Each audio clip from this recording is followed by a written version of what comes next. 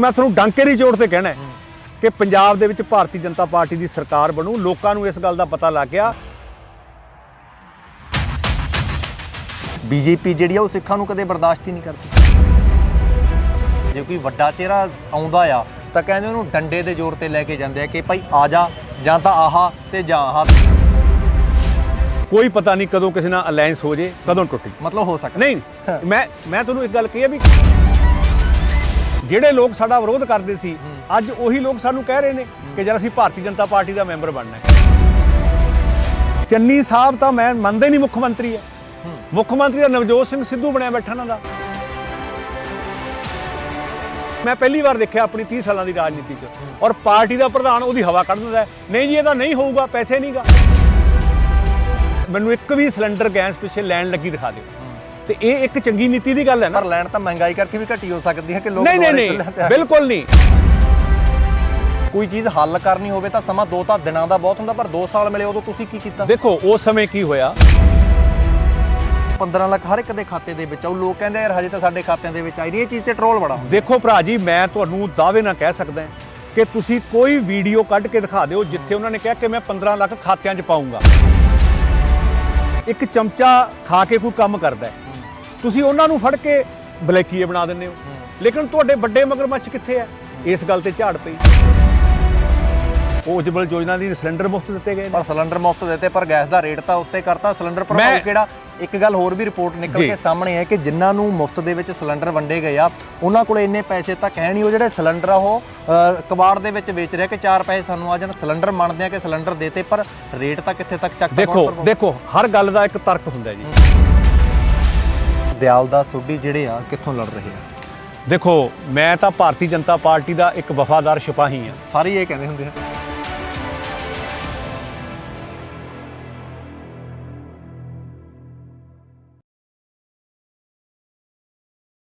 ਰਾਜ ਬਰਾੜ ਸਾਹਿਬ ਨੇ ਬੜਾ ਖੂਬ ਲਿਖਿਆ ਆ ਕਿ ਝੂਠੇ ਵਾਅਦੇ ਦੇਣ ਵੋਟਾਂ ਲੈਣੇ ਆਉਣਗੇ, ਹੁਣ ਕੀੜੀਆਂ ਦੇ ਘਰਾਂ 'ਚ ਨਰੈਣ ਆਉਣਗੇ, ਹੁਣ ਕੀੜੀਆਂ ਦੇ ਘਰਾਂ 'ਚ ਨਰੈਣ ਆਉਣਗੇ। ਤੇ ਰੁੱਤ ਹੁਣ ਨਰੈਣਾ ਦੀ ਆ, ਰੁੱਤ ਵੋਟਾਂ ਦੀ ਆ। ਪੰਜਾਬ ਦਾ ਮਾਹੌਲ ਪੂਰੀ ਤਰ੍ਹਾਂ ਦੇ ਨਾਲ ਭਖਿਆ ਹੋਇਆ ਆ। ਹਰ ਸਿਆਸਤਦਾਨ ਦੀ, ਹਰ ਪਾਰਟੀ ਦੀ ਇਹੀ ਉਮੀਦ ਆ ਕਿ ਇਸ ਵਾਰ ਪੰਜਾਬ ਤੇ ਕਬਜ਼ਾ ਸਾਡਾ ਹੋਵੇ, ਪੰਜਾਬ ਤੇ ਅਸੀਂ ਕਾਬਜ਼ ਹੋਈਏ। ਪਿਛਲੇ ਦੌਰ ਦੀ ਜੇਕਰ ਮੈਂ ਗੱਲ ਕਰਾਂ ਤਾਂ ਪੰਜਾਬ ਦੇ ਵਿੱਚ ਰਵਾਇਤੀ ਪਾਰਟੀਆਂ ਕਾਂਗਰਸ ਤੇ ਸ਼੍ਰੋਮਣੀ ਅਕਾਲੀ ਦਲ ਦਾ ਭਾਜਪਾ ਦੇ ਨਾਲ ਗੱਠਜੋੜ ਰਿਹਾ। ਕਾਂਗਰਸ ਤੇ ਸ਼੍ਰੋਮਣੀ ਅਕਾਲੀ ਦਲ ਜਿਹੜੇ ਹੈਗੇ ਨੇ ਉਹ ਲੜਦੇ ਰਹੇ ਨੇ। ਉਸ ਤੋਂ ਬਾਅਦ ਜਿਹੜੀ ਹੈਗੀ ਆ ਐਂਟਰੀ ਹੁੰਦੀ ਆ ਆਮ ਆਦਮੀ ਪਾਰਟੀ ਦੀ। ਬੜਾ ਹਵਾ ਬਣਦੀ ਆ ਕਿ ਆਮ ਆਦਮੀ ਪਾਰਟੀ ਜਿੱਤੂਗੀ, ਪਰ ਜਿੱਤ ਉਹਨਾਂ ਦੇ ਪਾਲੇ ਦੇ ਵਿੱਚ ਨਹੀਂ ਪੈਂਦੀ। ਤੇ ਜੇਕਰ 2022 ਦੇ ਮਾਹੌਲ ਦੀ ਮੈਂ ਗੱਲ ਕਰਾਂ ਤਾਂ 2022 ਦੇ ਵਿੱਚ ਇਸ ਕਤਾਰ ਦੇ ਵਿੱਚ ਸ਼੍ਰੋਮਣੀ ਅਕਾਲੀ ਦਲ ਤੋਂ ਅਲੱਗ ਹੋ ਕੇ ਭਾਜਪਾ ਵੀ ਆ।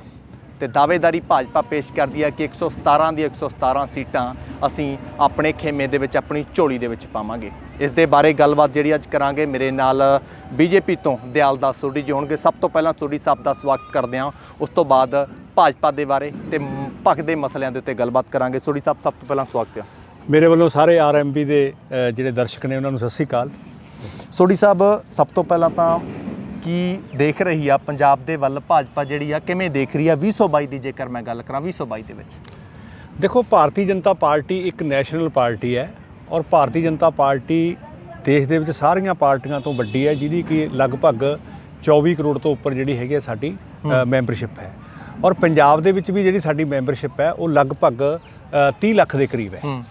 ਔਰ ਸਾਡਾ ਬਹੁਤ ਵੱਡਾ ਸੰਗਠਨ ਹੈ ਜੀ। ਅਸੀਂ ਪਾਰਟੀ ਜਿਹੜੀ ਸਾਡੀ, ਚਾਹੇ ਉਹ ਸ਼੍ਰੋਮਣੀ ਅਕਾਲੀ ਦਲ ਦੇ ਨਾਲ ਅਸੀਂ ਅਲਾਇੰਸ ਦੇ ਵਿੱਚ ਲੜਦੇ ਰਹੇ ਜੀ। ਸਾਡੇ ਕੋਲੇ 23 ਹਲਕੇ ਸੀ, ਉਹਨਾਂ ਕੋਲੇ 94 ਸੀਗੇ। ਪਰ ਜਿਹੜੀ ਸਾਡੀ ਪਾਰਟੀ ਦਾ ਸੰਗਠਨਾਤਮਕ ਢਾਂਚਾ ਸੀਗਾ ਉਹ ਅਸੀਂ ਹਮੇਸ਼ਾ ਸਟੇਟ ਤੋਂ ਲੈ ਕੇ ਜ਼ਿਲ੍ਹਾ ਔਰ ਜ਼ਿਲ੍ਹੇ ਤੋਂ ਲੈ ਕੇ ਮੰਡਲ ਔਰ ਮੰਡਲ ਤੋਂ ਲੈ ਕੇ ਬੂਥ ਤੱਕ ਸਾਡਾ ਉਹ ਸਾਰਾ ਜਿਹੜਾ ਸੰਗਠਨਾਤਮਕ ਢਾਂਚਾ ਉਹ ਬਣਿਆ ਹੋਇਆ ਹੈ। ਸੋ ਇਸ ਕਰਕੇ ਭਾਰਤੀ ਜਨਤਾ ਪਾਰਟੀ ਇਹ 2022 ਦੀਆਂ ਚੋਣਾਂ ਦੇ ਵਿੱਚ ਜਿਹੜਾ ਹੈਗਾ 117 ਦੀਆਂ 117 ਸੀਟਾਂ ਲੜਨ ਨੂੰ ਤਿਆਰ ਹੈ ਔਰ ਅਸੀਂ 117 ਸੀਟਾਂ ਲੜਾਂਗੇ। ਲੇਕਿਨ ਜੋ ਕੇਂਦਰੀ ਹਾਈ ਕਮਾਨ ਦਾ ਫੈਸਲਾ ਹੈ ਕਿ ਜੇ ਪਾਰਟੀ ਨੇ ਅਲਾਇੰਸ ਕਿਸੇ ਨਾਲ ਕੀਤਾ ਹੈ ਤੇ ਉਹ ਜਿਹੜੀਆਂ ਸਾਡੇ ਹਿੱਸੇ ਦੀਆਂ ਸੀਟਾਂ ਆਉਣਗੀਆਂ ਉਹ ਸਾਡੇ ਕੈਂਡੀਡੇਟ ਤਿਆਰ ਨੇ ਔਰ ਅਸੀਂ 117 ਦੀਆਂ 117 ਸੀਟਾਂ ਹੀ ਲੜ ਰਹੇ ਹਾਂ। ਅੱਛਾ, ਇੱਕ ਚੀਜ਼ ਹੋਰ ਦੱਸਿਓ, ਜਦੋਂ ਬਿੱਲ ਵਾਪਸੀ ਹੁੰਦੀ ਹੈ, ਬਿੱਲ ਵਾਪਸੀ ਤੇ ਬੜਾ ਜਿਹੜਾ ਹੈਗਾ ਆ ਸਵਾਲ ਖੜੇ ਹੁੰਦੇ ਨੇ ਕਿ ਜੇਕਰ ਸ਼ਾਇਦ 2022 ਦੀਆਂ ਚੋਣਾਂ, ਪੰਜਾਬ ਦੀਆਂ ਚੋਣਾਂ, ਉਸ ਤੋਂ ਬਾਅਦ ਯੂਪੀ ਦੀਆਂ ਚੋਣਾਂ ਨੇੜੇ ਨਾ ਹੁੰਦੀਆਂ ਤਾਂ ਬਿੱਲ ਵਾਪਸੀ ਕਦੇ ਨਹੀਂ ਹੁੰਦੀ ਸੀ। ਬਿੱਲ ਵਾਪਸੀ ਤੋਂ ਕੁਝ ਦਿਨ ਪਹਿਲਾਂ ਪਹਿਲਾਂ ਤੁਸੀਂ ਵੀ ਦੇਸ਼ ਦੇ ਪ੍ਰਧਾਨ ਮੰਤਰੀ ਨੂੰ ਮਿਲ ਕੇ ਆਉਣੇ ਹੋ, ਅਮਿਤ ਸ਼ਾਹ ਹੋਰਾਂ ਦੇ ਨਾਲ ਤੁਹਾਡੀ ਗੱਲਬਾਤ ਹੁੰਦੀ ਆ ਜੀ। ਇਹਦੇ ਵਿੱਚ ਕੀ ਅੰਦਰਲੀ ਗੱਲ ਅਸਲ ਦੇ ਵਿੱਚ ਕੀ ਆ? ਦੇਖੋ ਇਸ ਤਰ੍ਹਾਂ ਹੈ ਕਿ ਜਿਹੜੇ ਖੇਤੀ ਬਿੱਲ ਲੈ ਕੇ ਆਂਦੇ ਸੀ ਸਾਡੇ ਪ੍ਰਧਾਨ ਮੰਤਰੀ ਸ਼੍ਰੀ ਨਰਿੰਦਰ ਮੋਦੀ ਜੀ ਨੇ, ਸਾਡੀ ਜਿਹੜੀ ਐਨਡੀਏ ਦੀ ਸਰਕਾਰ ਹੈ, ਉਹਦੇ ਵਿੱਚ ਦੇਖੋ ਸਮੇਂ ਦੀ ਲੋੜ ਸੀ ਕਿ ਖੇਤੀ ਦੇ ਵਿੱਚ ਨਵੇਂ-ਨਵੇਂ ਸੁਧਾਰ ਹੋ ਰਹੇ ਨੇ, ਨਵੀਆਂ-ਨਵੀਆਂ ਤਬਦੀਲੀਆਂ ਆ ਰਹੀਆਂ ਨੇ। ਉਹਦੇ ਲਈ ਜਿਹੜੀ ਸਾਡੀ ਕੇਂਦਰ ਦੀ ਸਰਕਾਰ ਸੀ ਉਹ ਚਾਹੁੰਦੀ ਸੀ ਕਿ ਸਮੇਂ ਮੁਤਾਬਕ ਖੇਤੀ ਸੁਧਾਰਾਂ ਦੇ ਵਿੱਚ ਕੋਈ ਸੁਧਾਰ ਹੋਣ। ਸੌਰੀ, ਮੈਂ ਇੱਥੇ ਤੁਹਾਨੂੰ ਜ਼ਰੂਰ ਰੋਕਣਾ ਚਾਹੂੰਗਾ ਕਿ ਜਦੋਂ ਕਿਸਾਨ ਆ, ਅਸੀਂ ਜਿਨ੍ਹਾਂ ਨੂੰ ਇਹ ਚੀਜ਼ ਦੇ ਰਹੇ ਹਾਂ, ਜਿਨ੍ਹਾਂ ਨੂੰ ਇਹ ਚੀਜ਼ ਪਰੋਸ ਰਹੇ ਹਾਂ, ਜਿਨ੍ਹਾਂ ਦੀ ਝੋਲੀ ਦੇ ਵਿੱਚ ਪਾ ਰਹੇ ਹਾਂ, ਉਹ ਕਹਿੰਦੇ ਕਿ ਸਾਨੂੰ ਇਹ ਚੀਜ਼ ਚਾਹੀਦੀ ਨਹੀਂ, ਅਸੀਂ ਜਿਸ ਤਰ੍ਹਾਂ ਦੇ ਨਾਲ ਹਾਂ ਉਸ ਤਰ੍ਹਾਂ ਦੇ ਨਾਲ ਕਰੋ। ਹਾਂ, ਜੇਕਰ ਤੁਸੀਂ ਕੁਝ ਨਵੀਨੀਕਰਨ ਕਰਨਾ ਆ ਤਾਂ ਐਮਐਸਪੀ ਤੇ ਕਰੋ, ਉਹ ਚੀਜ਼ ਤੇ ਤਾਂ ਗੱਲ ਨਹੀਂ ਹੋਈ। ਦੇਖੋ ਇਹਦੇ ਲਈ ਕੀ ਸੀਗਾ ਕਿ 11 ਬੈਠਕਾਂ ਸਾਰੇ ਕਿਸਾਨ ਆਗੂਆਂ ਦੇ ਨਾਲ ਹੋਈਆਂ ਬੈਠ ਕੇ, ਉਹਦੇ ਵਿੱਚ ਸਾਰੇ ਤੱਥ ਆਏ। ਲੇਕਿਨ ਜਦੋਂ ਸਾਡੇ ਦੇਸ਼ ਦੇ ਪ੍ਰਧਾਨ ਮੰਤਰੀ ਨਰਿੰਦਰ ਮੋਦੀ ਜੀ ਨੇ ਫੈਸਲਾ ਲੈ ਲਿਆ ਕਿ ਮੈਂ ਜਿਹੜੇ ਬਿੱਲ ਸੀ ਇਹ ਕਿਸਾਨ ਹਿੱਤ ਦੇ ਵਿੱਚ ਬਣਾਏ ਸੀ, ਹੋ ਸਕਦਾ ਕਿ ਸਾਡੇ ਵੱਲੋਂ ਕਿਤੇ ਸਮਝਾਉਣ ਦੇ ਵਿੱਚ ਕੋਈ ਕਮੀ ਰਹਿ ਗਈ ਹੋਵੇ, ਉਹਨਾਂ ਨੇ ਬਹੁਤ ਵੱਡੀ ਗੱਲ ਕਹਿ ਦਿੱਤੀ। ਨਾਲ ਹੀ ਉਹਨਾਂ ਨੇ ਸ਼੍ਰੀ ਗੁਰੂ ਨਾਨਕ ਦੇਵ ਦੇ ਗੁਰਪੁਰਬ ਤੇ ਇਹ ਗੱਲ ਕਹੀ ਕਿ ਮੈਂ ਜਿਹੜੇ ਮੇਰੇ ਬਿੱਲ ਸੀਗੇ ਇਹ ਇੱਕ ਦੀਵੇ ਦੀ ਪਵਿੱਤਰ ਲੋ ਵਾਂਗ ਸਾਫ਼ ਸੀ, ਲੇਕਿਨ ਸਾਡੀ ਤਪੱਸਿਆ 'ਚ ਜਾਂ ਸਾਡੇ ਕਿਤੇ ਸਮਝਾਉਣ ਦੇ ਵਿੱਚ ਕੋਈ ਫਰਕ ਰਹਿ ਗਿਆ, ਇਸ ਲਈ ਅਸੀਂ ਦੇਸ਼ ਦੇ ਹਿੱਤ ਦੇ ਵਿੱਚ ਇਹ ਜਿਹੜੇ ਬਿੱਲ ਹੈ ਅਸੀਂ ਵਾਪਸ ਲੈ ਰਹੇ ਹਾਂ। ਇੱਕ ਗੱਲ ਹੋਰ ਖੜੀ ਹੁੰਦੀ, ਜਦੋਂ ਬਿੱਲ ਵਾਪਸੀ ਹੁੰਦੀ ਹੈ ਤਾਂ ਕਹਿੰਦੇ ਜੇਕਰ ਪ੍ਰਧਾਨ ਮੰਤਰੀ ਨੇ ਬਿੱਲ ਵਾਪਸ ਕਰਨੇ ਹੀ ਸੀ ਤਾਂ ਫਿਰ ਇੰਨਾ ਲੰਮਾ ਸਮਾਂ ਕਿਉਂ ਲਾਤਾ? ਜਿਹੜੇ 700 ਤੋਂ ਵੱਧ ਕਿਸਾਨਾਂ ਦੀ ਸ਼ਹੀਦੀ ਹੋਈ ਆ ਉਹ ਸ਼ਾਇਦ ਨਾ ਹੁੰਦੀ ਜਦੋਂ ਕਿਸਾਨਾਂ ਨੇ ਜਿਹੜੀ ਹੈਗੀ ਆ ਮੋਰਚਾ ਆਰੰਭਿਆ ਸੀ, ਉਦੋਂ ਇਹ ਚੀਜ਼ ਕਿਉਂ ਨਹੀਂ ਹੋਈ? ਇਹ ਵੀ ਸਵਾਲ ਖੜੇ ਕਰਦੇ। ਮੈਂ ਇਹਦੇ ਬਾਰੇ ਤੁਹਾਨੂੰ ਇੱਕ ਪਹਿਲੀ ਗੱਲ ਕਹਿ ਕੇ ਹਟਿਆ ਕਿ ਅਸੀਂ ਚਾਹੁੰਦੇ ਸੀ ਕਿ ਜੇ ਕੋਈ ਬਿੱਲਾਂ ਦੇ ਵਿੱਚ, ਕਿਉਂਕਿ ਹਜੇ ਬਿੱਲ ਲਾਗੂ ਨਹੀਂ ਹੋਏ ਸੀ, ਕੋਰਟ ਨੇ ਵੀ ਸਟੇ ਕੀਤੀ ਹੋਈ ਸੀ, ਲੇਕਿਨ ਜੇ ਕਿਤੇ ਬਿੱਲਾਂ ਦੇ ਵਿੱਚ ਕੋਈ ਕਿਸੇ ਗੱਲ ਦੀ ਇਤਰਾਜ਼ ਲੱਗਦਾ ਸੀ, ਕਮੀ ਲੱਗਦੀ ਸੀ, ਤਾਂ ਉਹ ਜਿਹੜੇ ਬਿੱਲ ਹੈ ਸਾਰੇ ਦੇਸ਼ ਕਿਸਾਨ ਹੈ ਜਿਹੜਾ ਦੇਸ਼ ਦਾ, ਉਹਦੇ ਹਿੱਤ ਦੇ ਵਿੱਚ ਬਣਾਏ ਸੀ। ਇਸੇ ਕਰਕੇ 11 ਵਾਰ ਬੈਠਕ ਹੋਈ, 11 ਵਾਰ ਬੈਠਕ ਦੇ ਵਿੱਚ ਸਾਰੀਆਂ ਗੱਲਾਂ ਸਾਹਮਣੇ ਆਈਆਂ। ਲੇਕਿਨ ਫਿਰ ਉਹਨਾਂ ਨੇ ਸੋਚਿਆ ਕਿ ਚਲੋ ਜਿਸ ਤਰ੍ਹਾਂ ਉਹਨਾਂ ਨੇ ਕਿਹਾ ਕਿ ਅਸੀਂ ਕਿਸਾਨ ਦੇ ਹਿੱਤ 'ਚ ਬਣਾਏ ਸੀ, ਲੇਕਿਨ ਸਮਝਾਉਣ 'ਚ ਕਿਤੇ ਕਮੀ ਰਹਿ ਗਈ, ਤਾਂ ਉਹ ਚੀਜ਼ ਲੈ ਕੇ ਮੈਂ ਕਹਿੰਦਾ ਕਿ ਉਹਨਾਂ ਨੇ ਵਾਪਸ ਲੈ ਲਏ।